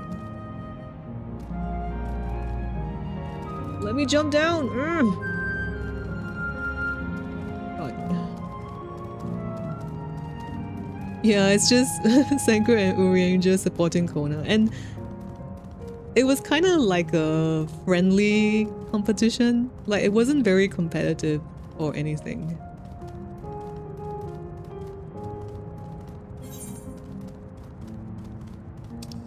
I don't know if Yoshi P said it at FanFest, which I'm guessing it's like pretty early in the development, right, of Dawntrail. Sounds like the story may have changed from the time he said that.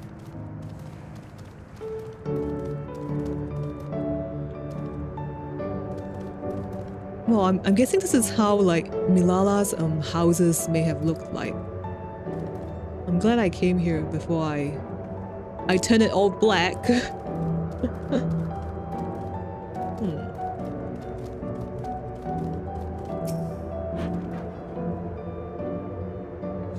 There are no longer any animals left.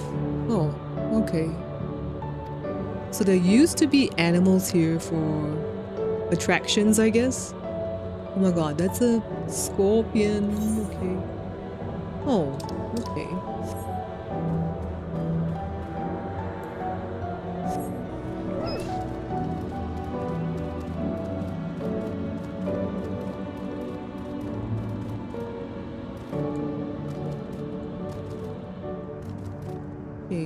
I'm not sure if it was ever mentioned in any interviews they did, but like looking at how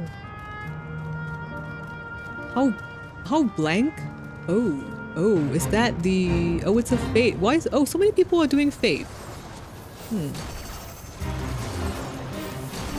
Bugs in the systems. Okay.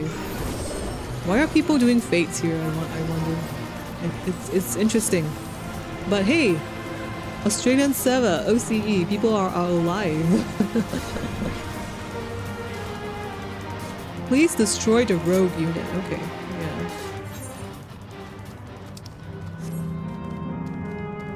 Yeah, so I'm not sure if it was ever mentioned in like interviews about Dawntrail, but it does feel like they had to cut costs for a lot of things. I think it's a little bit weird, like how for this map we see a lot of NPCs in the cutscenes, but then we don't actually see them when we wander around the map, which is odd. So I'm just wondering if, you know, they didn't have enough time or the manpower to do so.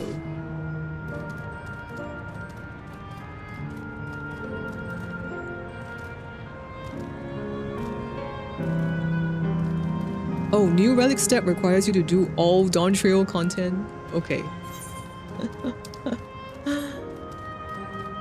I was just reading about the ARR relic weapon earlier today because it seems to be like we're collecting souls for the weapons.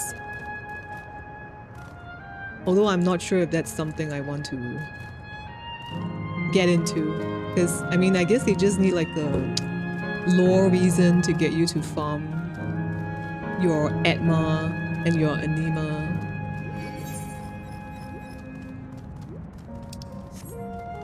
But yeah, because of this living memory arc, I've been reading a lot about souls and memories in FF14. I don't know if that will be my next video. It depends on whether I can come up with a concept for it. I mean, I think it's possible, but because it's such a high-level concept topic, and so many parts of the contents across different expansions have talked about the concept of souls and memories. So the information is taking quite a long while to work through.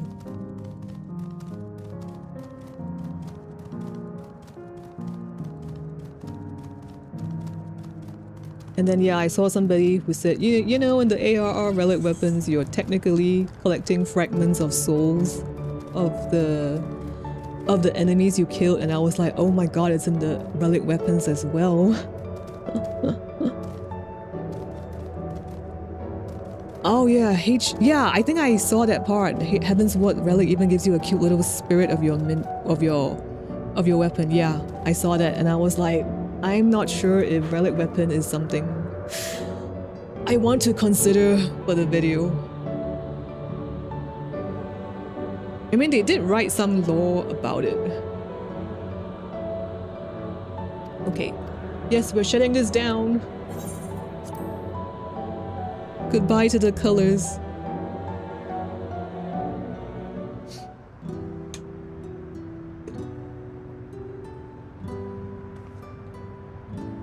You know how to do it. I do.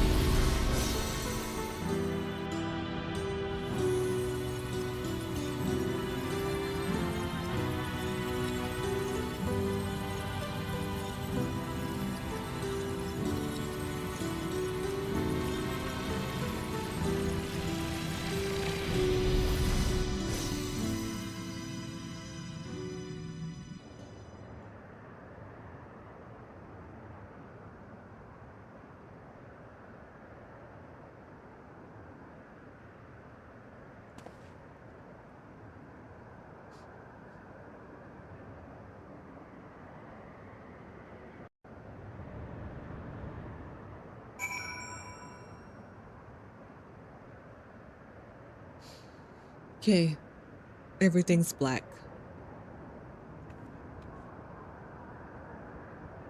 Oh, the rocks. The rocks are real. Okay. Alright.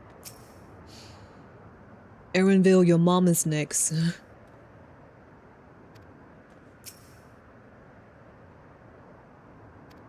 Let's head to the last zone.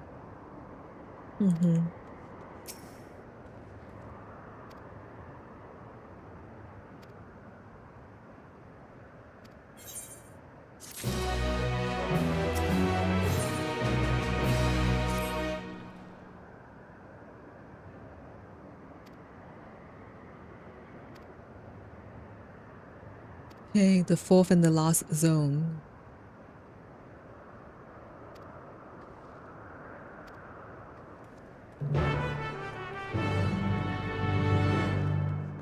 Oh, there usually is like, yeah, there's two, I'm guessing ether current NPCs after you shut down the terminal. Oh, the lava was all fake. It's just electrode down there. Oh dear. I did do the ether current quest for the first two zones. Yeah, I guess pretty interesting. There was one where they included the line, "I want to be your canary," which is obviously taken from FF9. And it was a line that was in the play.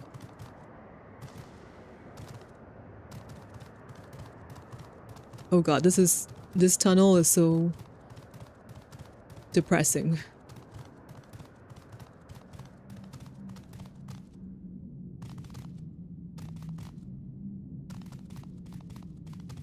I think it would seem that if you lived on the 9 and the lightning calamity struck, instead of creating all these, you might just want to like really figure out how to invoke the key again.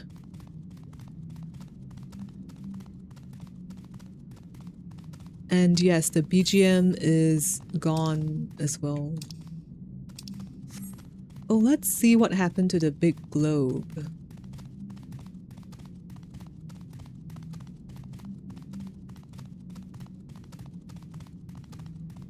Well, the globe was already electrode, so it's just not bouncing anymore. Okay.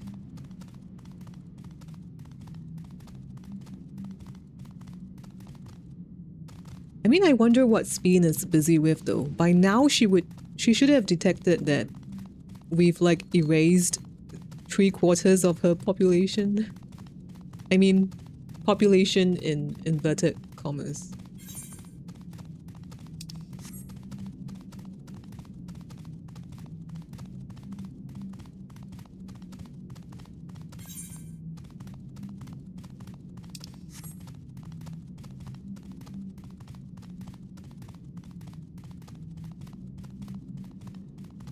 Oh god, this is... I feel like just staying in a place like this will drive you mad.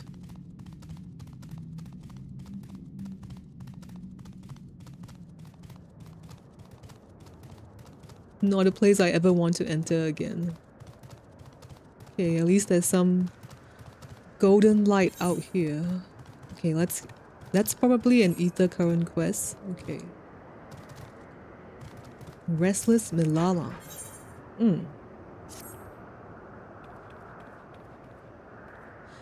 You must accompany me to the Matchlock Menagerie at this instant. Okay, yeah, there were some scorpions there. Okay. Okay, I'll do the quest later.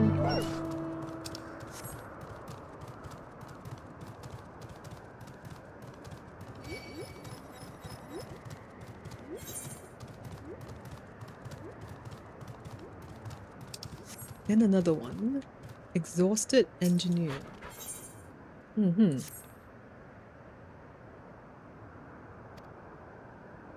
Oh, he's dropped a set of blueprints. Okay. Okay. All right.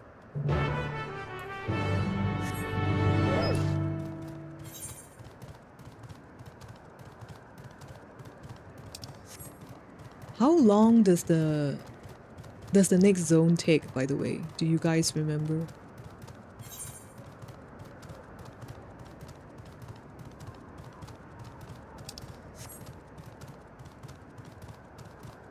Since it's the last zone, and I'm guessing we're gonna say goodbye to the Kiwa.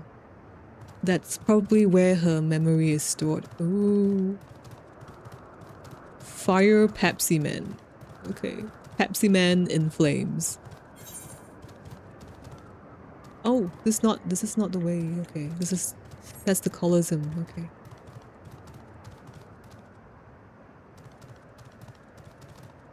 Can I jump?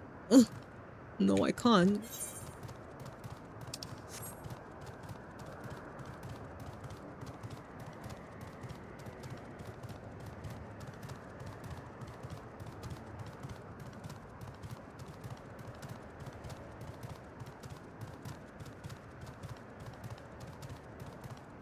So I didn't know that they wouldn't have been able to use Electro without the Milala, because it was their magic and their calculations that made Electrope into the useful ore that it is.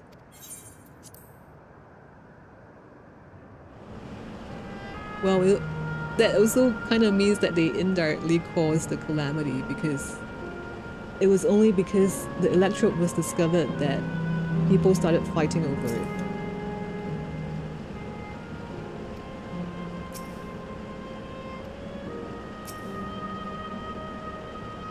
So this is it. Oh god, everything is black.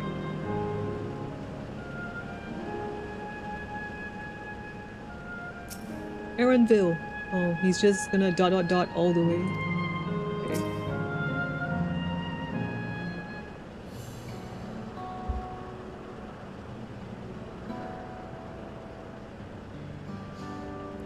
We still have some leeway with the Meso terminal. Okay. I guess Speen is busy? Okay. Wind's Path Gardens, and it's breathtakingly beautiful. Okay, yes, the elephant in the room. That's where your memories are stored, yes?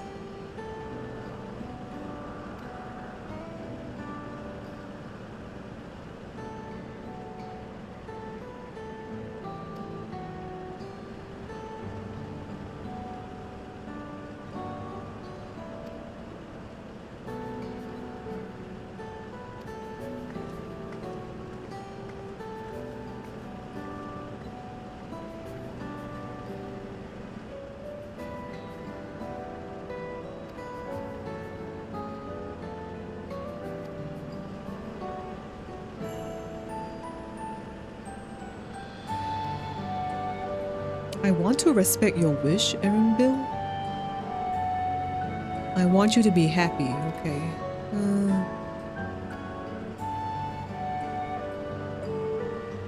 There's no two ways about this, right? We have to shut it down.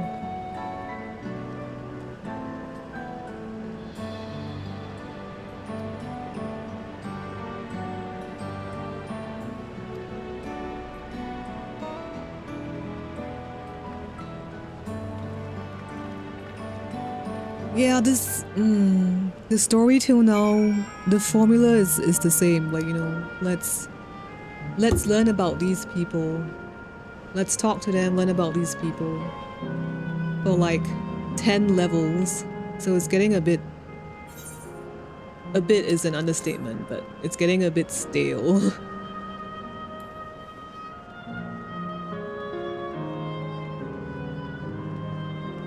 And I just wish we could learn about these people through progressing the story. Instead of progressing the story to learn about these people. Oh, instead of learning about these people to progress the story.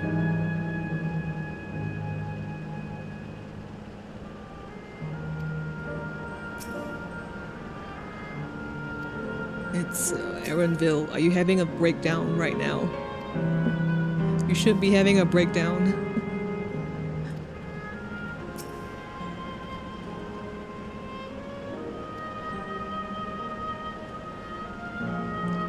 Sanctuary of exploration and discovery. Okay, the marvels of the natural worlds awaits you.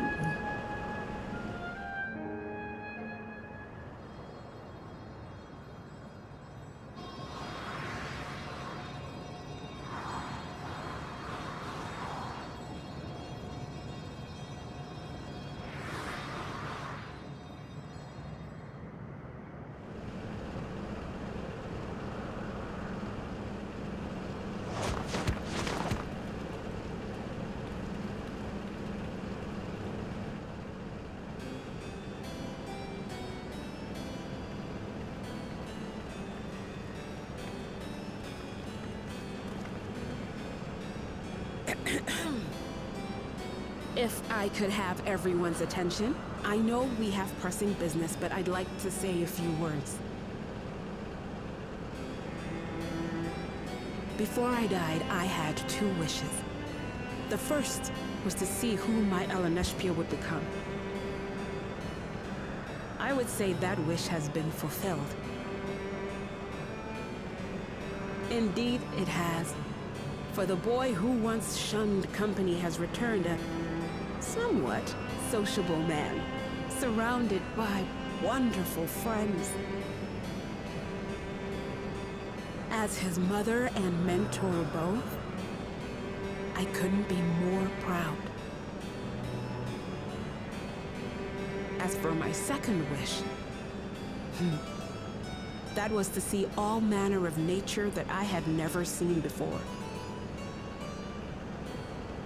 I hoped to explore every corner of the world and there find thriving life.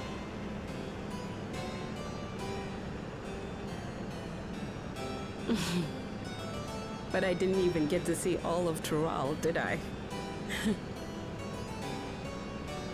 Never enough hours in a day, or days in a year, or years in a life.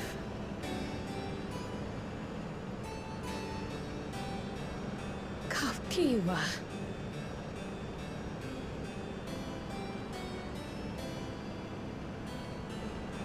Oh, don't give me that look. Though, admittedly, I did go and spoil the mood. Apologies. What I was so poorly trying to work up to asking was this. I want you to help me fulfill my second wish. I have a good feeling about this place. There is so much here I've never seen before, I just know it. We'd love to see it with you. I thought you might say that. Thank you. Windspath Gardens is home to a collection of flora and fauna that once thrived on the continent. Like the rest of living memory, I haven't explored it in earnest. Controlling my vessel demanded all of my attention. But at long last, I'll get to meet the creatures here. Wrap things up with a perfect little adventure. So, shall we?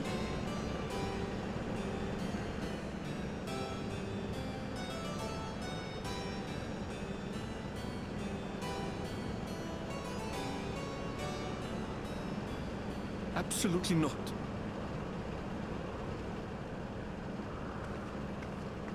We're to grant you your wish, and then what? You leave?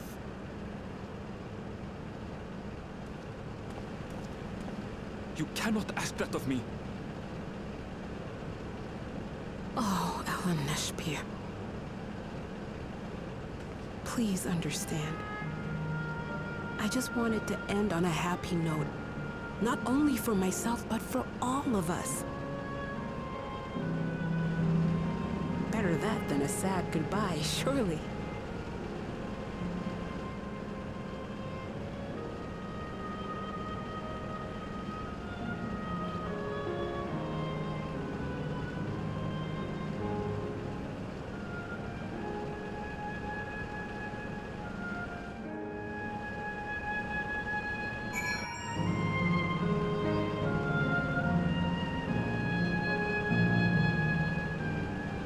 Yeah, like Erenville's and his mom's accent. Yeah, I think Tobias, one of the viewers on the channel, brought that up as well. I mean, in Japanese it wouldn't be an issue because they would just sound Japanese. And I don't know, it might be the same for German and French. But in English, yeah, it's... Well, I mean, the copium for, you know, suggested by Nunu. She's been in the 9 for so long, she lost her accent. Yeah, I could accept that.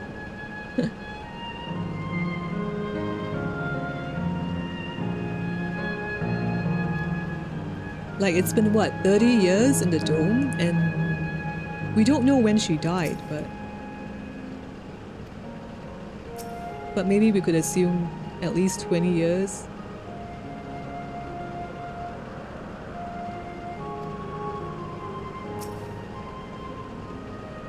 Okay.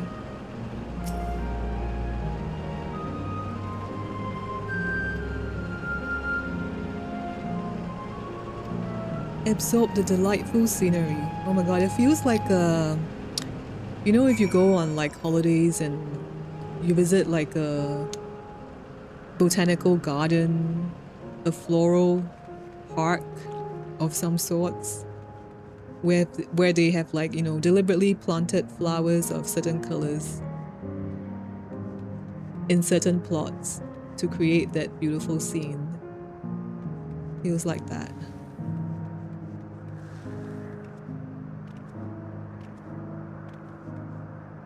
I mean, I guess the more interesting question is how come Erenville has a slightly Indian accent?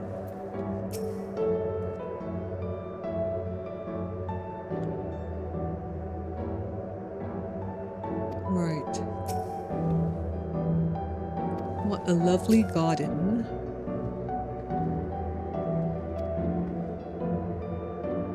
Oh, the trees. They are sculptures. This electro tower just reminds me of the super trees we have in Singapore at the Marina Bay Sands, which is a tourist attraction.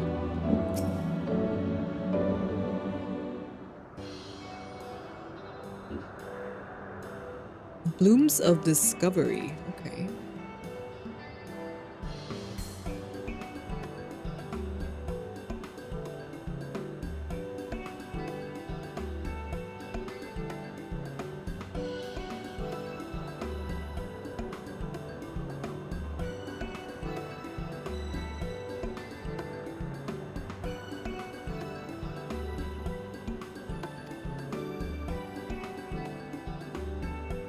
Oh, so these are all actual plants, which means that they should still exist after we turn it off.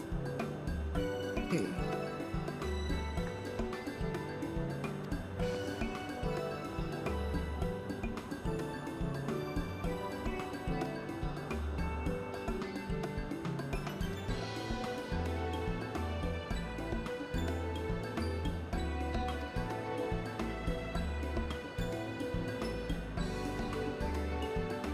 Yeah, this is like, reminds me of the place in Shalayan where they kept like the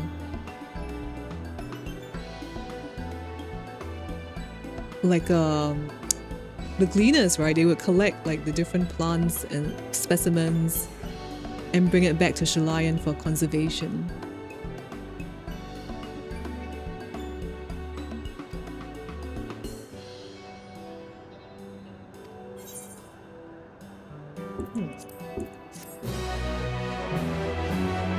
Oh, about Erenville, I guess it's because he was an Endwalker, and they could still pick whoever for voice acting, but in Dawntrail they specifically went only with American voice actors. Oh, how come they were restricted though? And like on the... I mean, voice actors... Touchy subject on Lamati's voice actor.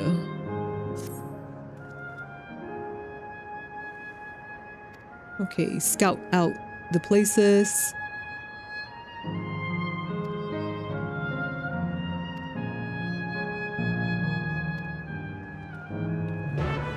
This is like Gleaner's Paradise. Okay.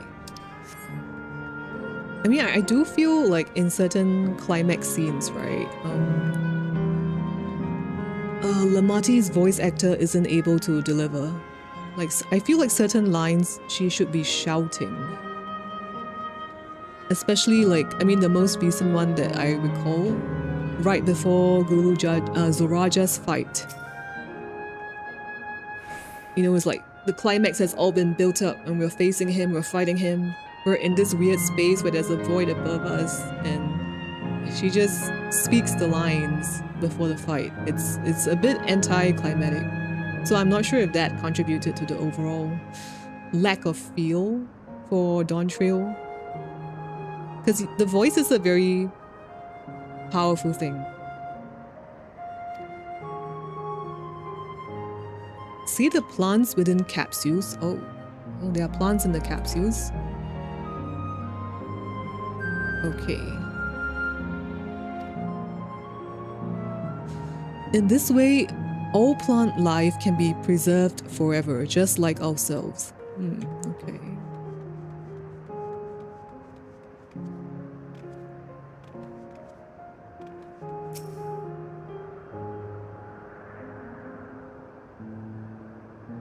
Oh, hey, Frazzled. Good morning. Good early morning to you.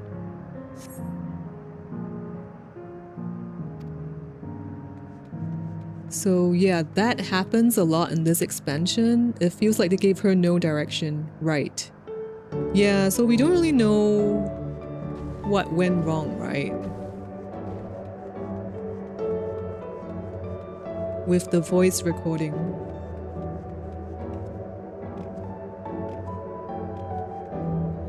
A line I haven't gotten to yet had to be replaced a few patches after 7.0 because of the same issues. Right.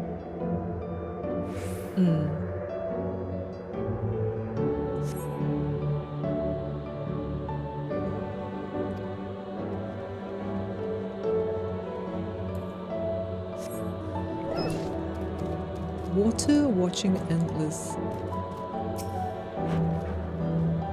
I mean, the voice thing aside, I think having her accompany us for like 10 levels and ongoing is also a bit too much. Like there's a bit of a oversaturation of a single character. The water here is created using electrode.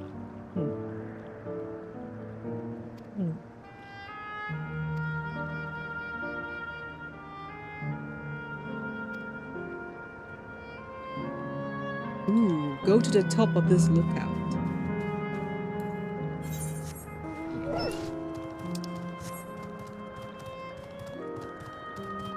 There's one scene I'll get to hear later, but I'm gonna hear the fixed one, right? So you guys will have to tell me which one it is, so I can go to YouTube and check out the old one.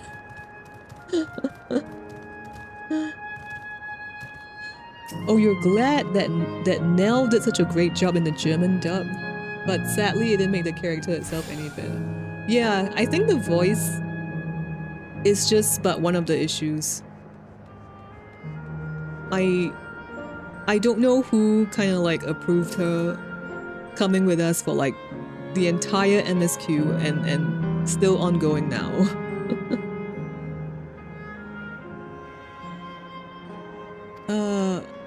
I mean, it works if the character is gonna become very likable, like Graha or Yashtola, but unfortunately that wasn't the case, right? I think there are people who are okay with Lamati, there are people not okay with Lamati, but I'm not sure if there are people who like or love Lamati.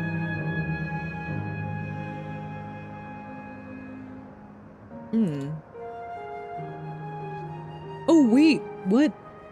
They had some customs here? Customs there? He's talking about his ancestors.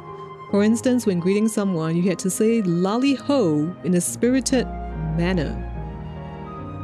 What? Lali Ho are the dwarfs from the first, right? His first line was, "My ancestors aren't actually Alexandrian, but hailed from a place called Conde Petty. And they had a unique custom to say Lali Ho when greeting someone."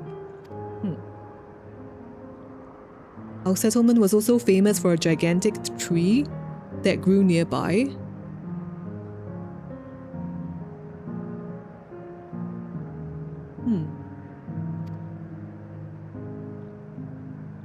The terminal here is inspired by that very tree. The Ifa tree?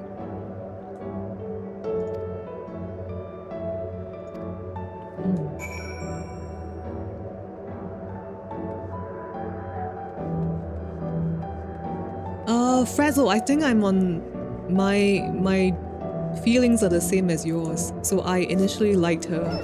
I was fine with escorting her on the rite of succession. But yeah, after we keep seeing her, I've gotten a bit tired. Very tired, to the point of I don't even know if I want to check out some of her lines anymore.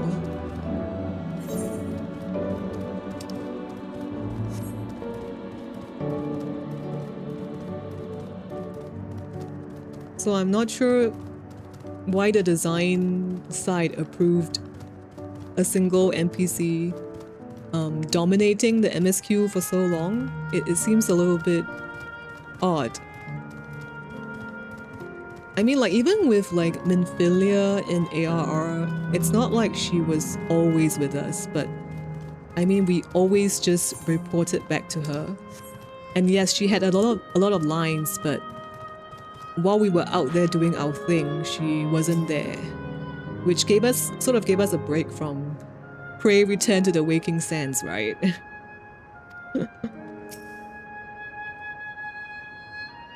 Oh. Personally, the massive use of shonen tropes in her character is what soured her for me. Yeah, I think quite a few people have mentioned the shonen trope thing.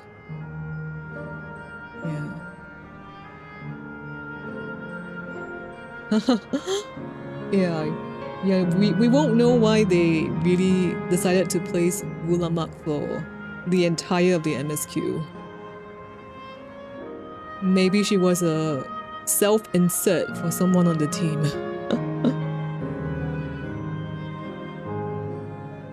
It's weird because I would think that the story and the script probably goes through like a few rounds of vetting and discussion within the writers.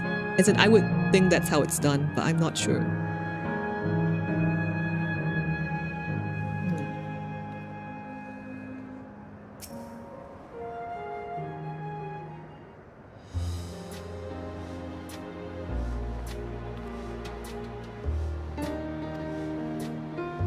Okay.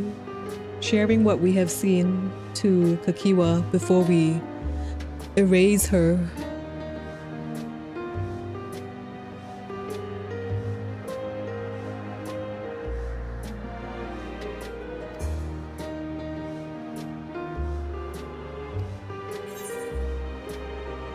The Trents, they are native to the 12's wood.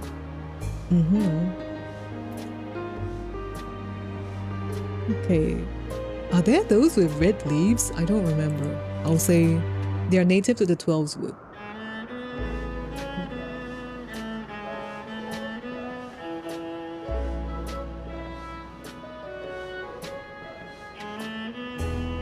Oh yes, this is the Schleien place, the management of ecosystem that calls to mind Labyrinthos.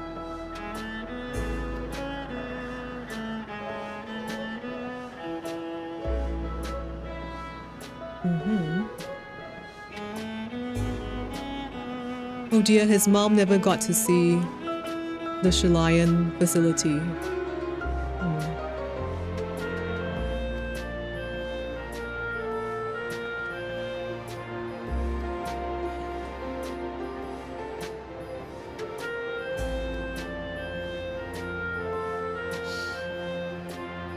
Now we're discussing the differences between a scalekin and a beastkin. Erenville and his mom.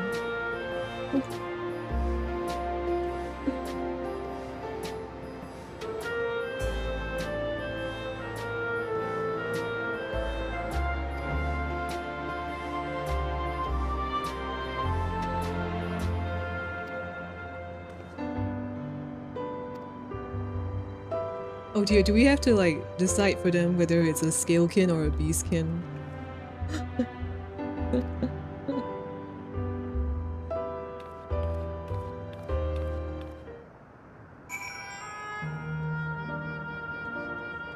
Ah, yeah, there's that part of the writing where, yeah, she wants to be the leader of the country, but yeah, she's scared of like quite a few things. Yeah.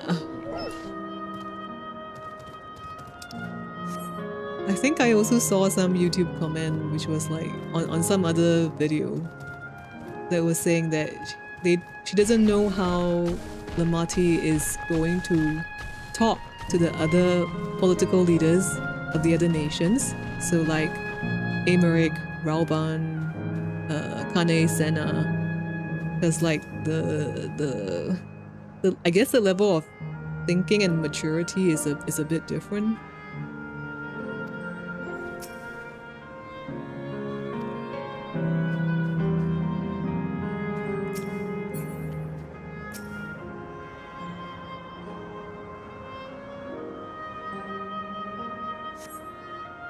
Yeah, maybe like, I don't know, 5 or 10 years later we'll get like a behind what happened to Dawntrail's story.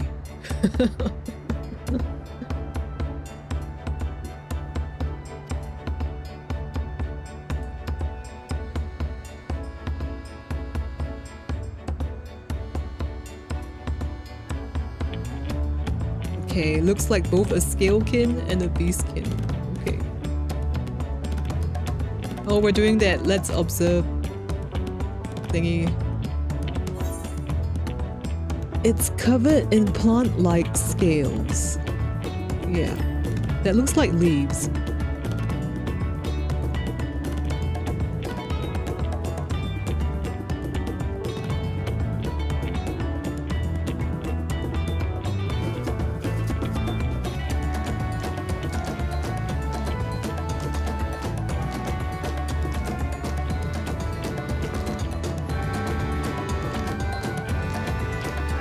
Okay, I do love this part where they at least give Erenville and his mom some time together.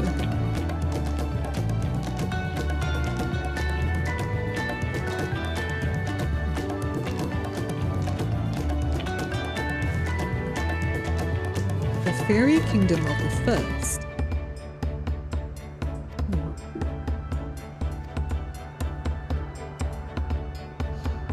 Oh. So sad for Kakiwa. You know, she sounds a bit like Azim, but we know she's not.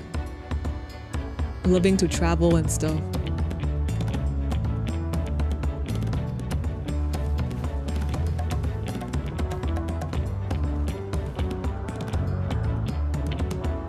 And loving to hear about the unknown.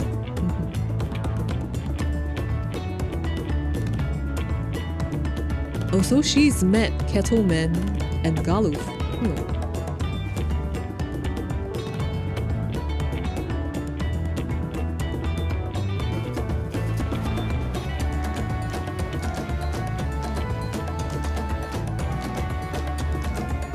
Oh, and she's seen Krill as a baby.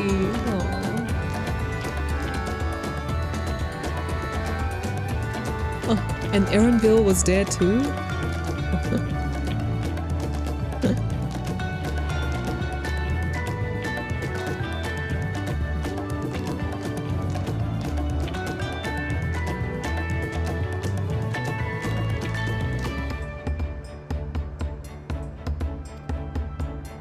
My fussy Bun Bun was growing up dour and withdrawn. So she recalled Galuf's story about gleaners in Shalayan. Okay, and seeing the world through their adventures would inspire a change for the better for Erenville.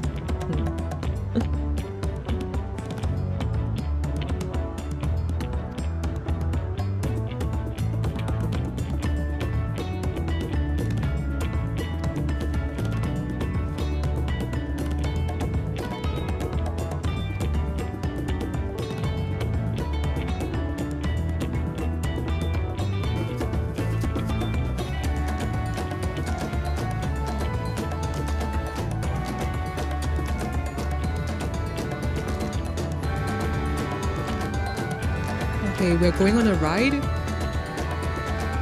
with Erenville and his mom.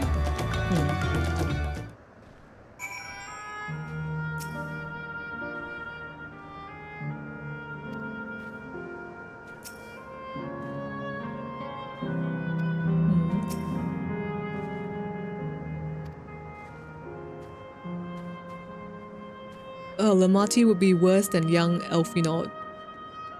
Dealing with those other leaders. Do you mean Elfinaud before the Crystal Braves, even? I mean, I guess it's a little hard to reconcile how she would talk to the leaders of the other nations.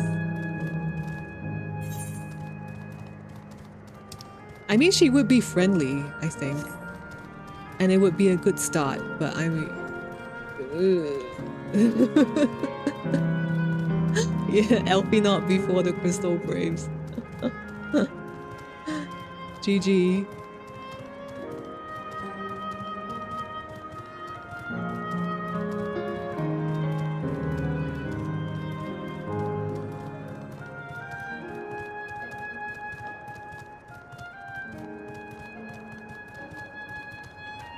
Oh wait, look, a hologram dolphin? No, whale.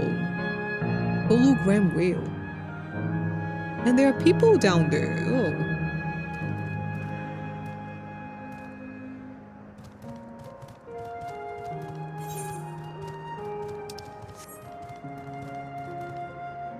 Yes, please go, Frazzle. Yeah, Lamati would be very friendly, just very immature. Yeah. It's kind of hard to imagine how they are going to write the lines for that if she ever meets the other leaders. Oh, and I'm guessing here they've turned off certain illusions of the electrode to save power, which is very freaky.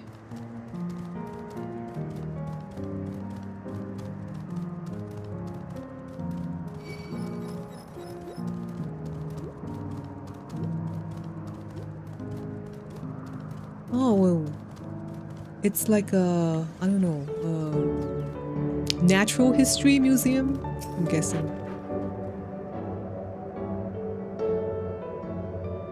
Come to write the Mewa Praras. Yes, yes.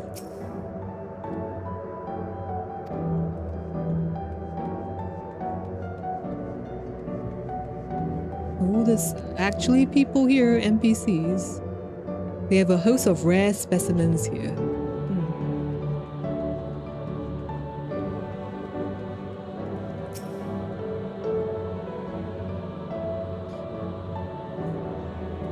Apparently the greenery here is free of insects.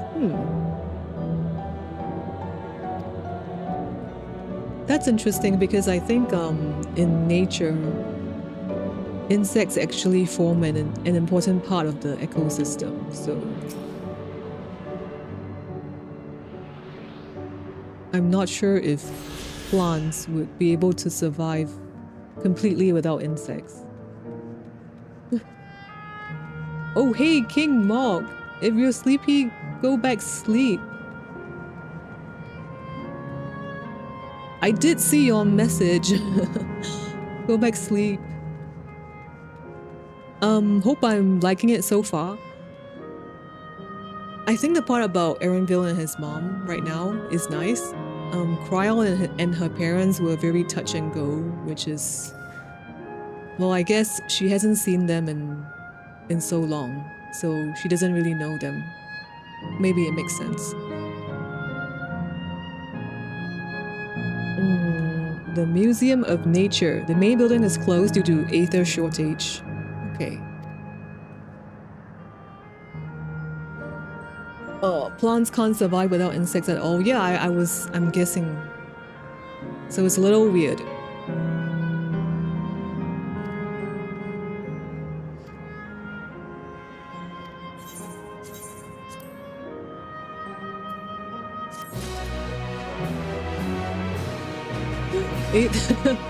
Aether shortage equals bad writing and budget cuts. Not sure if I'm supposed to interpret aether shortage as like real life aether shortage.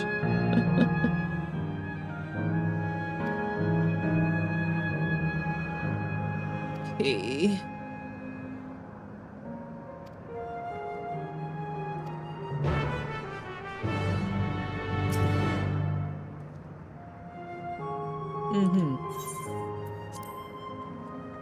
I think we were just discussing on like why did they write Lamati into such a big part of the MSQ and beyond.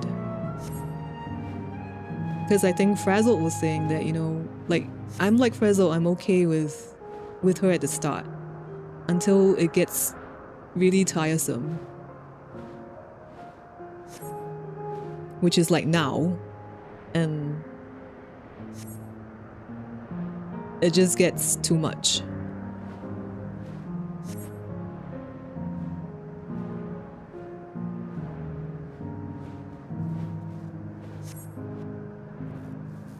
And then, yeah, we were also talking about her voice acting, where she should be shouting certain lines, and she couldn't. She didn't.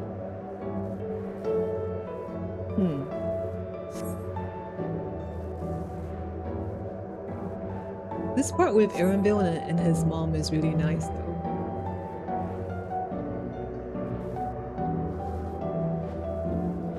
Oh, is it over already? Time does fly when you have fun.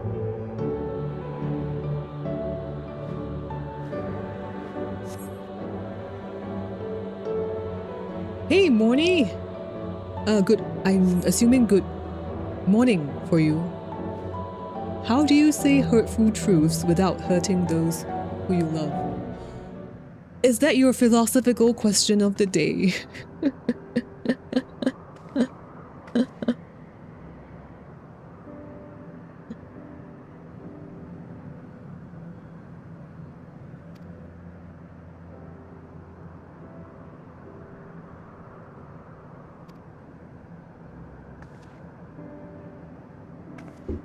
Fussy bun bun.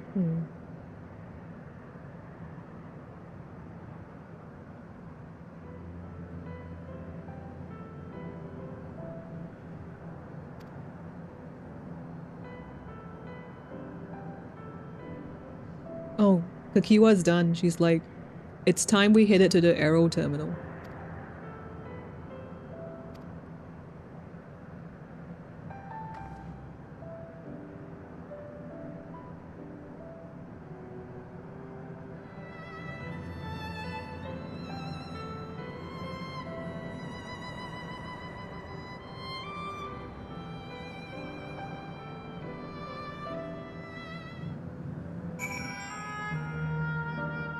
The ride is nice, but it's weird that we're coming along with them instead of letting them spend alone time with one another. Okay, I understand that, but I guess for the sake of allowing us to see their relationship in a game, I can accept that. I can suspend some of my disbeliefs on what should really happen for this part.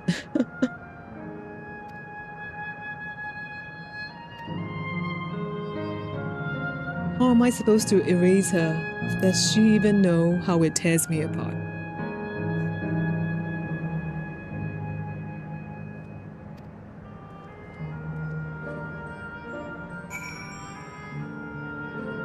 Okay, I'm gonna go quick trip to the toilet before I answer Moni's question. Be right back.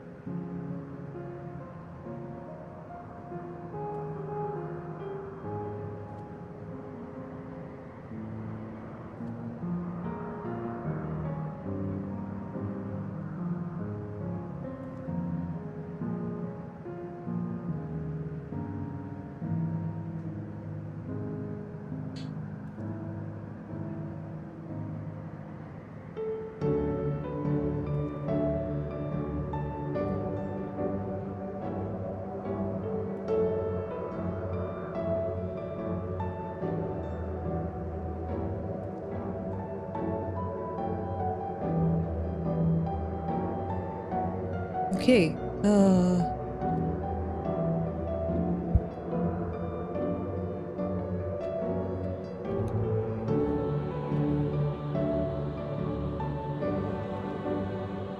wait, what do you mean, Mog? She would know if he told her. Erenville just keeps being emo. Yes, he has been doing that. But I think that's in character. Yeah, and for Moni's question, how am I liking living memory? I think it's like what Tobias said. It's like, it feels like a purgatory to me. And the very idea of living memory cheapens death itself, which basically means it cheapens life. So I mean, it's a good place, the concept that they've established. It makes us think about concepts like this. What does preserving one's memories and being able to meet somebody in the afterlife actually means? Yeah, to me it cheapens death, and by extension it cheapens life. And I would think that if people lived knowing that they would be able to see the other person again in the, like, for sure, like, you know for sure you're gonna be able to see somebody in the afterlife. you are gonna be living your life very differently, which I can't quite imagine actually. And I think that would actually make us not as live life not as nicely as I think we would. So the implications are profound. Yeah.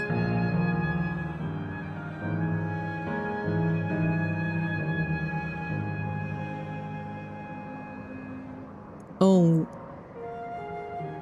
So Mark, you're saying now that Erenville is with his mother in her last seconds, he shouldn't be acting this way? Maybe the guy is still, you know, processing his emotions, you know. It's all very sudden, right? Yeah. Oh, it's... living memory, the concept of living memory is compounded by the weird story mechanic of the living people. Yeah, not even remembering those who have died. Yeah. I haven't quite wrapped my head around that. Like, why was there a need to erase the memories from the living? And then when they die, they go into living memory and they suddenly remember the people that have been erased from their memory. That's so weird. I don't know if that's just bad writing or there's some sort of meaning behind it.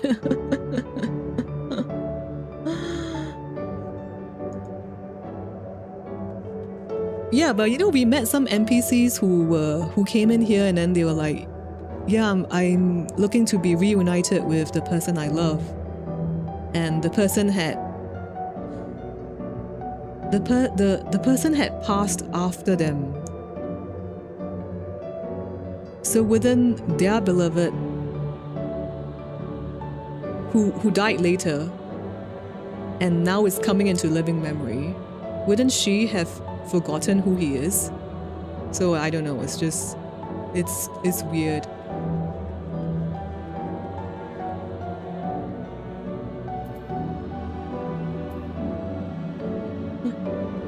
The writing, yeah, I don't know, like I'm just holding on to some imaginary copium that by the time I understand preservation, many things would be explained.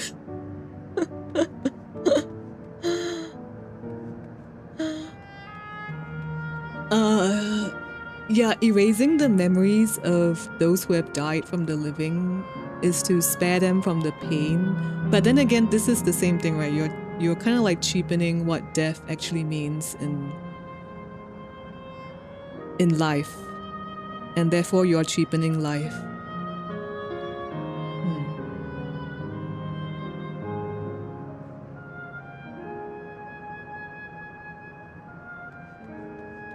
Oh yeah, Nunu, I agree with you. Erenville is just on the anger stages of grief. Like there are 5 stages, right? And he hasn't really transcended them.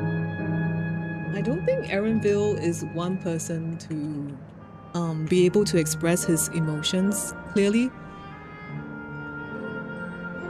Like, his mom even said that, you know, she suggested that he become a gleaner so that he would become more sociable. And probably from that understand himself more. Alright, so anger is stage 2 of grief. And he has like 3 more to go. He's stuck at anger, but time is running out.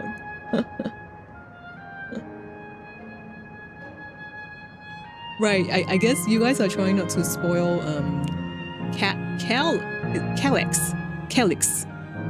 I think that's how it's pronounced. But yeah, Moni, that's how I feel about the concept of living memory.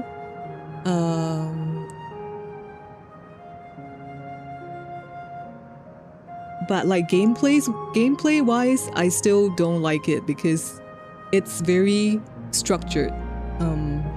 And it's the same for every zone, so we already know, by the time we're done at the first zone, we already know we're gonna do it 3 more times for the other zones, which makes it very formulaic, that's the word, and it takes away a bit of the surprise about what's ahead, and maybe some people like Zanaspi might find it boring because of this.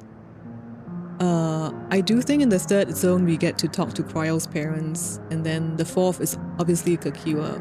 A bit more interesting, but we already know what's gonna happen. So I don't know why it was designed this way. I still feel like the same story regarding Cryo's parents and Kakiwa can be told in a different format. But this is just about quest design, I guess. But concept-wise, it's interesting, it's hard to wrap your head around.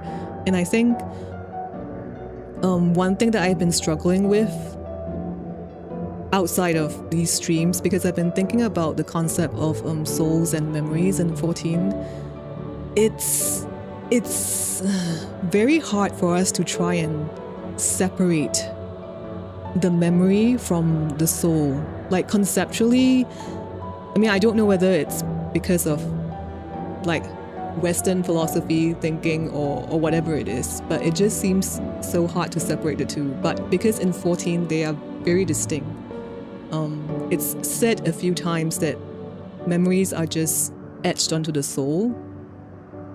But you know, to us, it doesn't feel that way, which is why I think I'm having trouble accepting how it's being conceptualized in 14 and wrapping my head around it.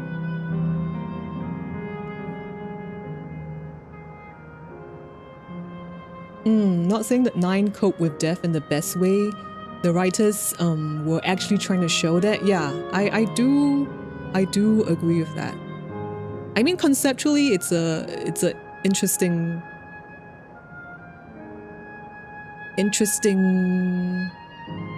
thing they did here.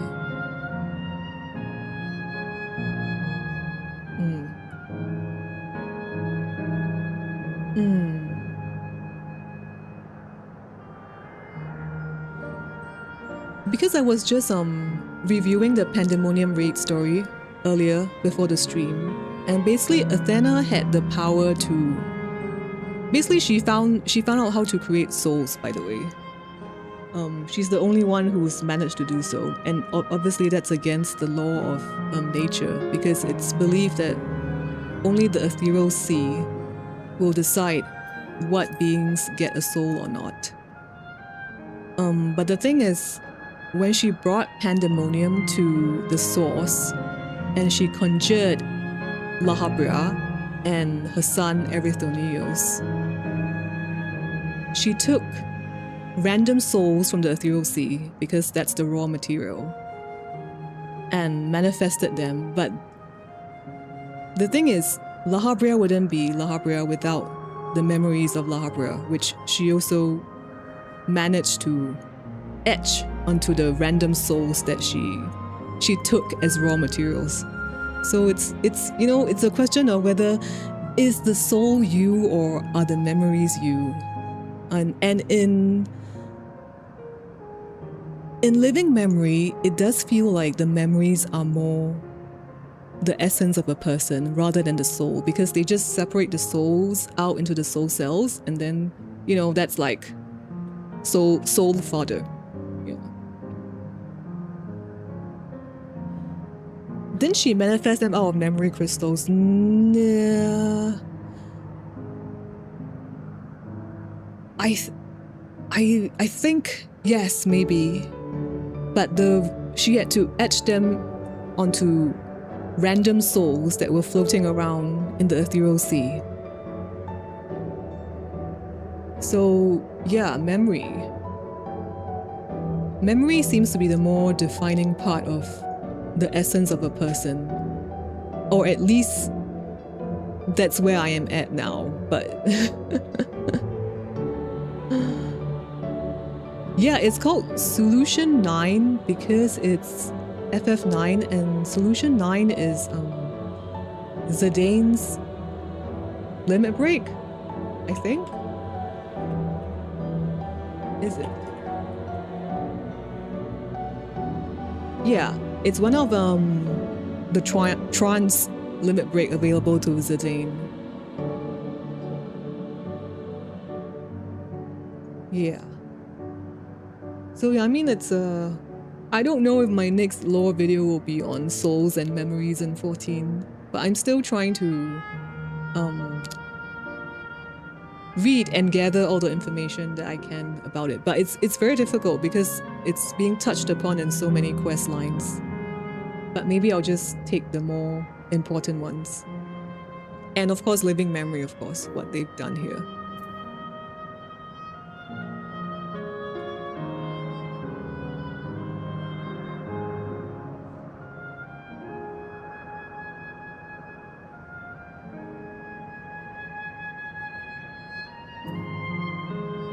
Yep, so I am thinking of ending the stream soon. I'm not gonna progress with any other quests for now. Yeah. Oh, Emmett Silch was able to see us as them, right? He managed to see us. But that's because Emmett Selch had the ability to see the color of souls. And I would assume since we are about 8 out of 14 fragments, he was able to see the color of our soul. Similar to Azem, I think. But I think somebody mentioned in chat that he was bitter because we don't have Azem's memories.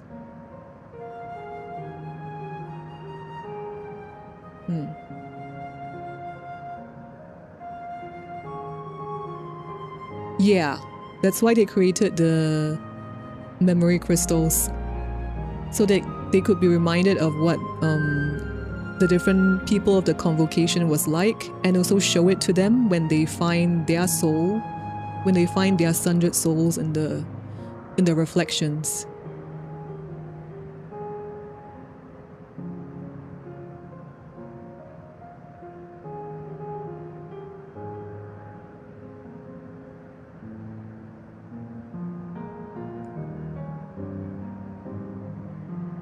Well, my own conclusion for now is that, like, the soul and the memory it's very hard to draw a clear and distinct line in between. Like, we don't have Azem's memories, but we are definitely Azem's, I don't know, soul? Yeah, both Hythel, Ladeus, and Emmet can see souls. Because recently I've been googling about all these concepts, right? Hythel Ladeus actually means dispenser of nonsense, which is exactly what the character does with Emmet. And I thought that was very interesting. You think that just trying to separate soul and memory is a plot mechanic? Yeah, but I think because it's so distinctly separated in the 9, right, then it gets you thinking, like, what really does the soul? Is it the soul or the memory that ties identity closer to the self? Because it definitely seems like it's the memories.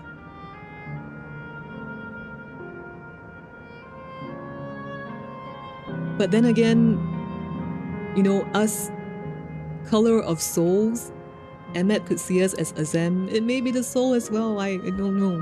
Yeah.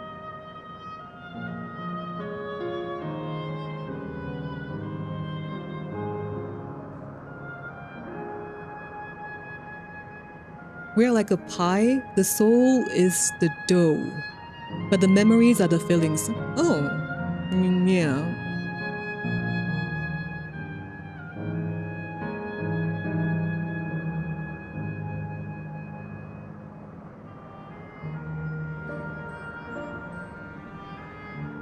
So, like, even if we get, like, all the fragment of our souls rejoined together, we are never gonna be the same Azem that was. We're never gonna be the Azem that, you know, Emmet Selch knew. Because our feeling is different. I mean, that's what the memory crystals were for, I guess. But there's no guarantee that reviewing the memory crystals we would revert or we would become the original Azem, right? I mean, in the case of Asahi, he rejected... I think he was shown the memory crystal, but he basically said like, fuck it, whatever, I'm just gonna be myself. Yeah, they're going... I do feel the soul and memory portion, they've gone a bit so in on it that they've convoluted everything. A little, yeah.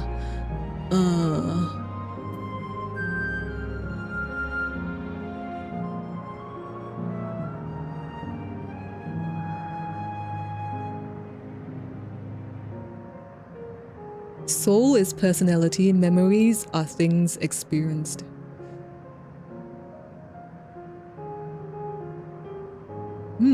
Okay, I think that's like one thread that's interesting.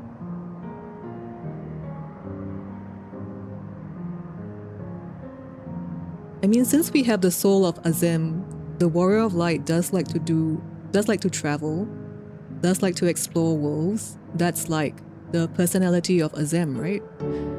But we don't have the same memories as Azem.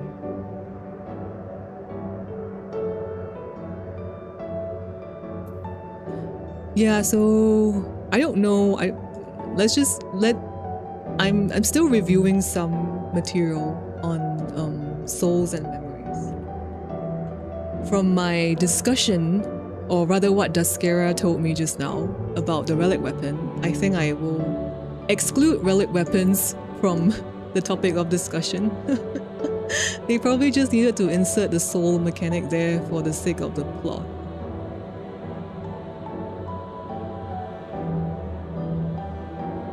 Yeah, there is still...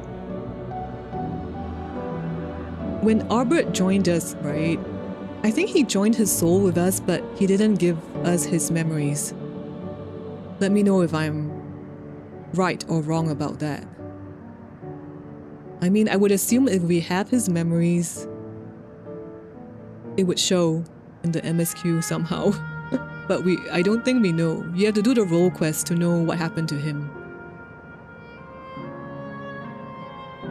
And supposedly the Elpis side quest talks a lot about souls and maybe memory, so I'll have to check that out. And the Yokwei tribe quest.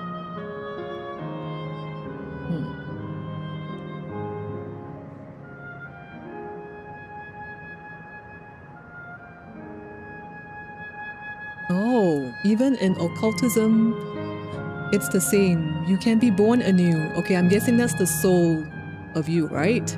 You are still you, but you won't live the same life as before, which I'm guessing that's the experiences and the memories part.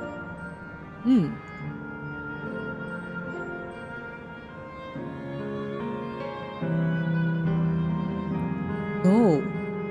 And from the Old Norse concept of the soul, it has 4 parts. The body, okay, so we do have the body, the mind and personality. I'm guessing that's like... Wait, no, the follower's spirit, the person's character, and their family luck. So far, the quest and the lore I've been reading, it suggests that there's the body, which is formed from aether. There's the soul, then there's the memory. Three components? Yeah. Yeah, I fear that because currently now we have 3. I fear that adding a 4th would make it even more convoluted. So I think in Elpis, in the MSQ, Hermes, when we are following Hermes, he shows us the difference between a creation with a soul and one without. So the example that was shown without was the lightning sprite. So that's called an arcane entity by the ancients. And the ancients could create living things, but they could not imbue them with a soul. So that was something for the ethereal sea to decide if that thing was gonna get a soul or not. That's where I am at.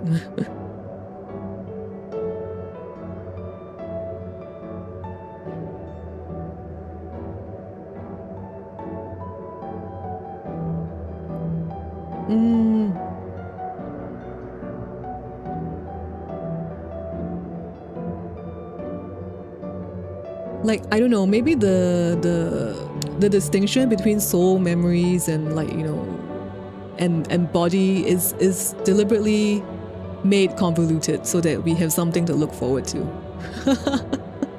I mean, I've been reading quest text for like 2 days now. And it's really funny because I've just read in the news that our government, they are going to start an initiative where they encourage people to read for like 15 minutes a day. And I'm like, do you know how many words I'm reading a day?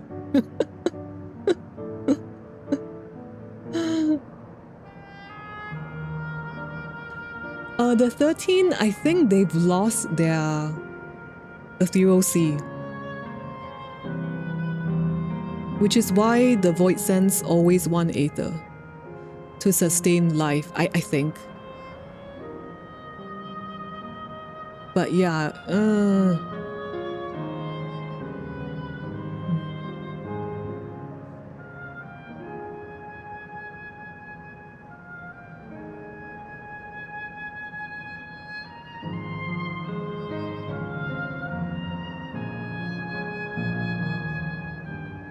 yeah, if my memory about the 13 is correct.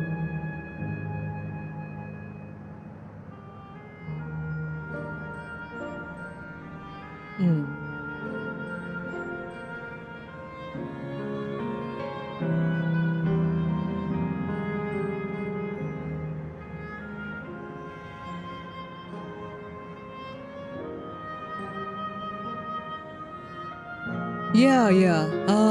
Okay, yeah, some people say our government nannies us too much, but I think they're just trying to nudge people to, you know, hey, there's this thing you could do instead of doom scroll, you know? And of course there is incentive. I mean, you're obviously not gonna be able to like farm riches out of it, but you do get, I think, cash. It gets converted into credits which you can use to buy things.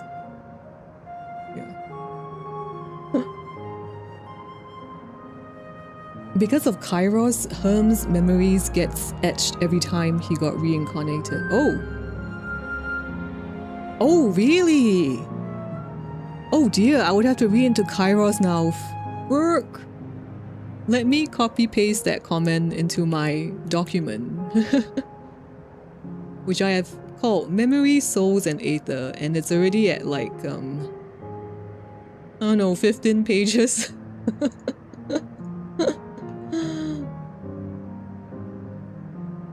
Herm's memories gets etched every time he reincarnated. Oh.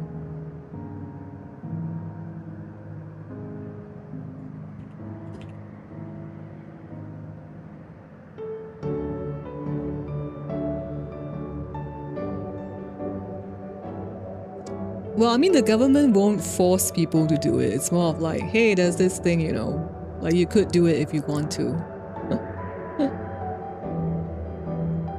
And you probably get like, you know, a little bit of discount off your food, groceries. Yeah.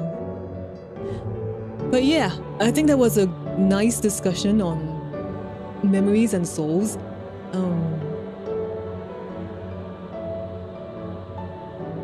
I still think it's hard to get our mind around it because of how clear 14 wants to separate it.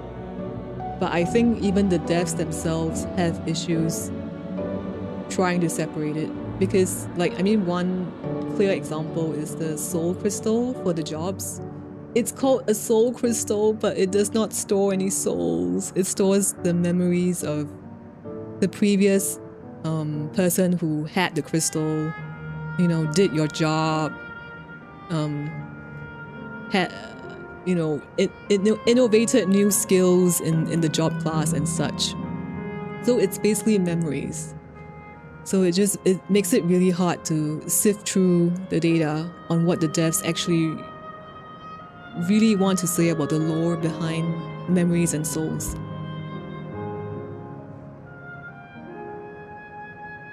Yeah, I think we've given like 10 years of story, wait, 10 plus years of writing lore for this game. Sometimes I think the devs do mix it up. Or, you know, it may be done intentionally too, I don't know. Yeah.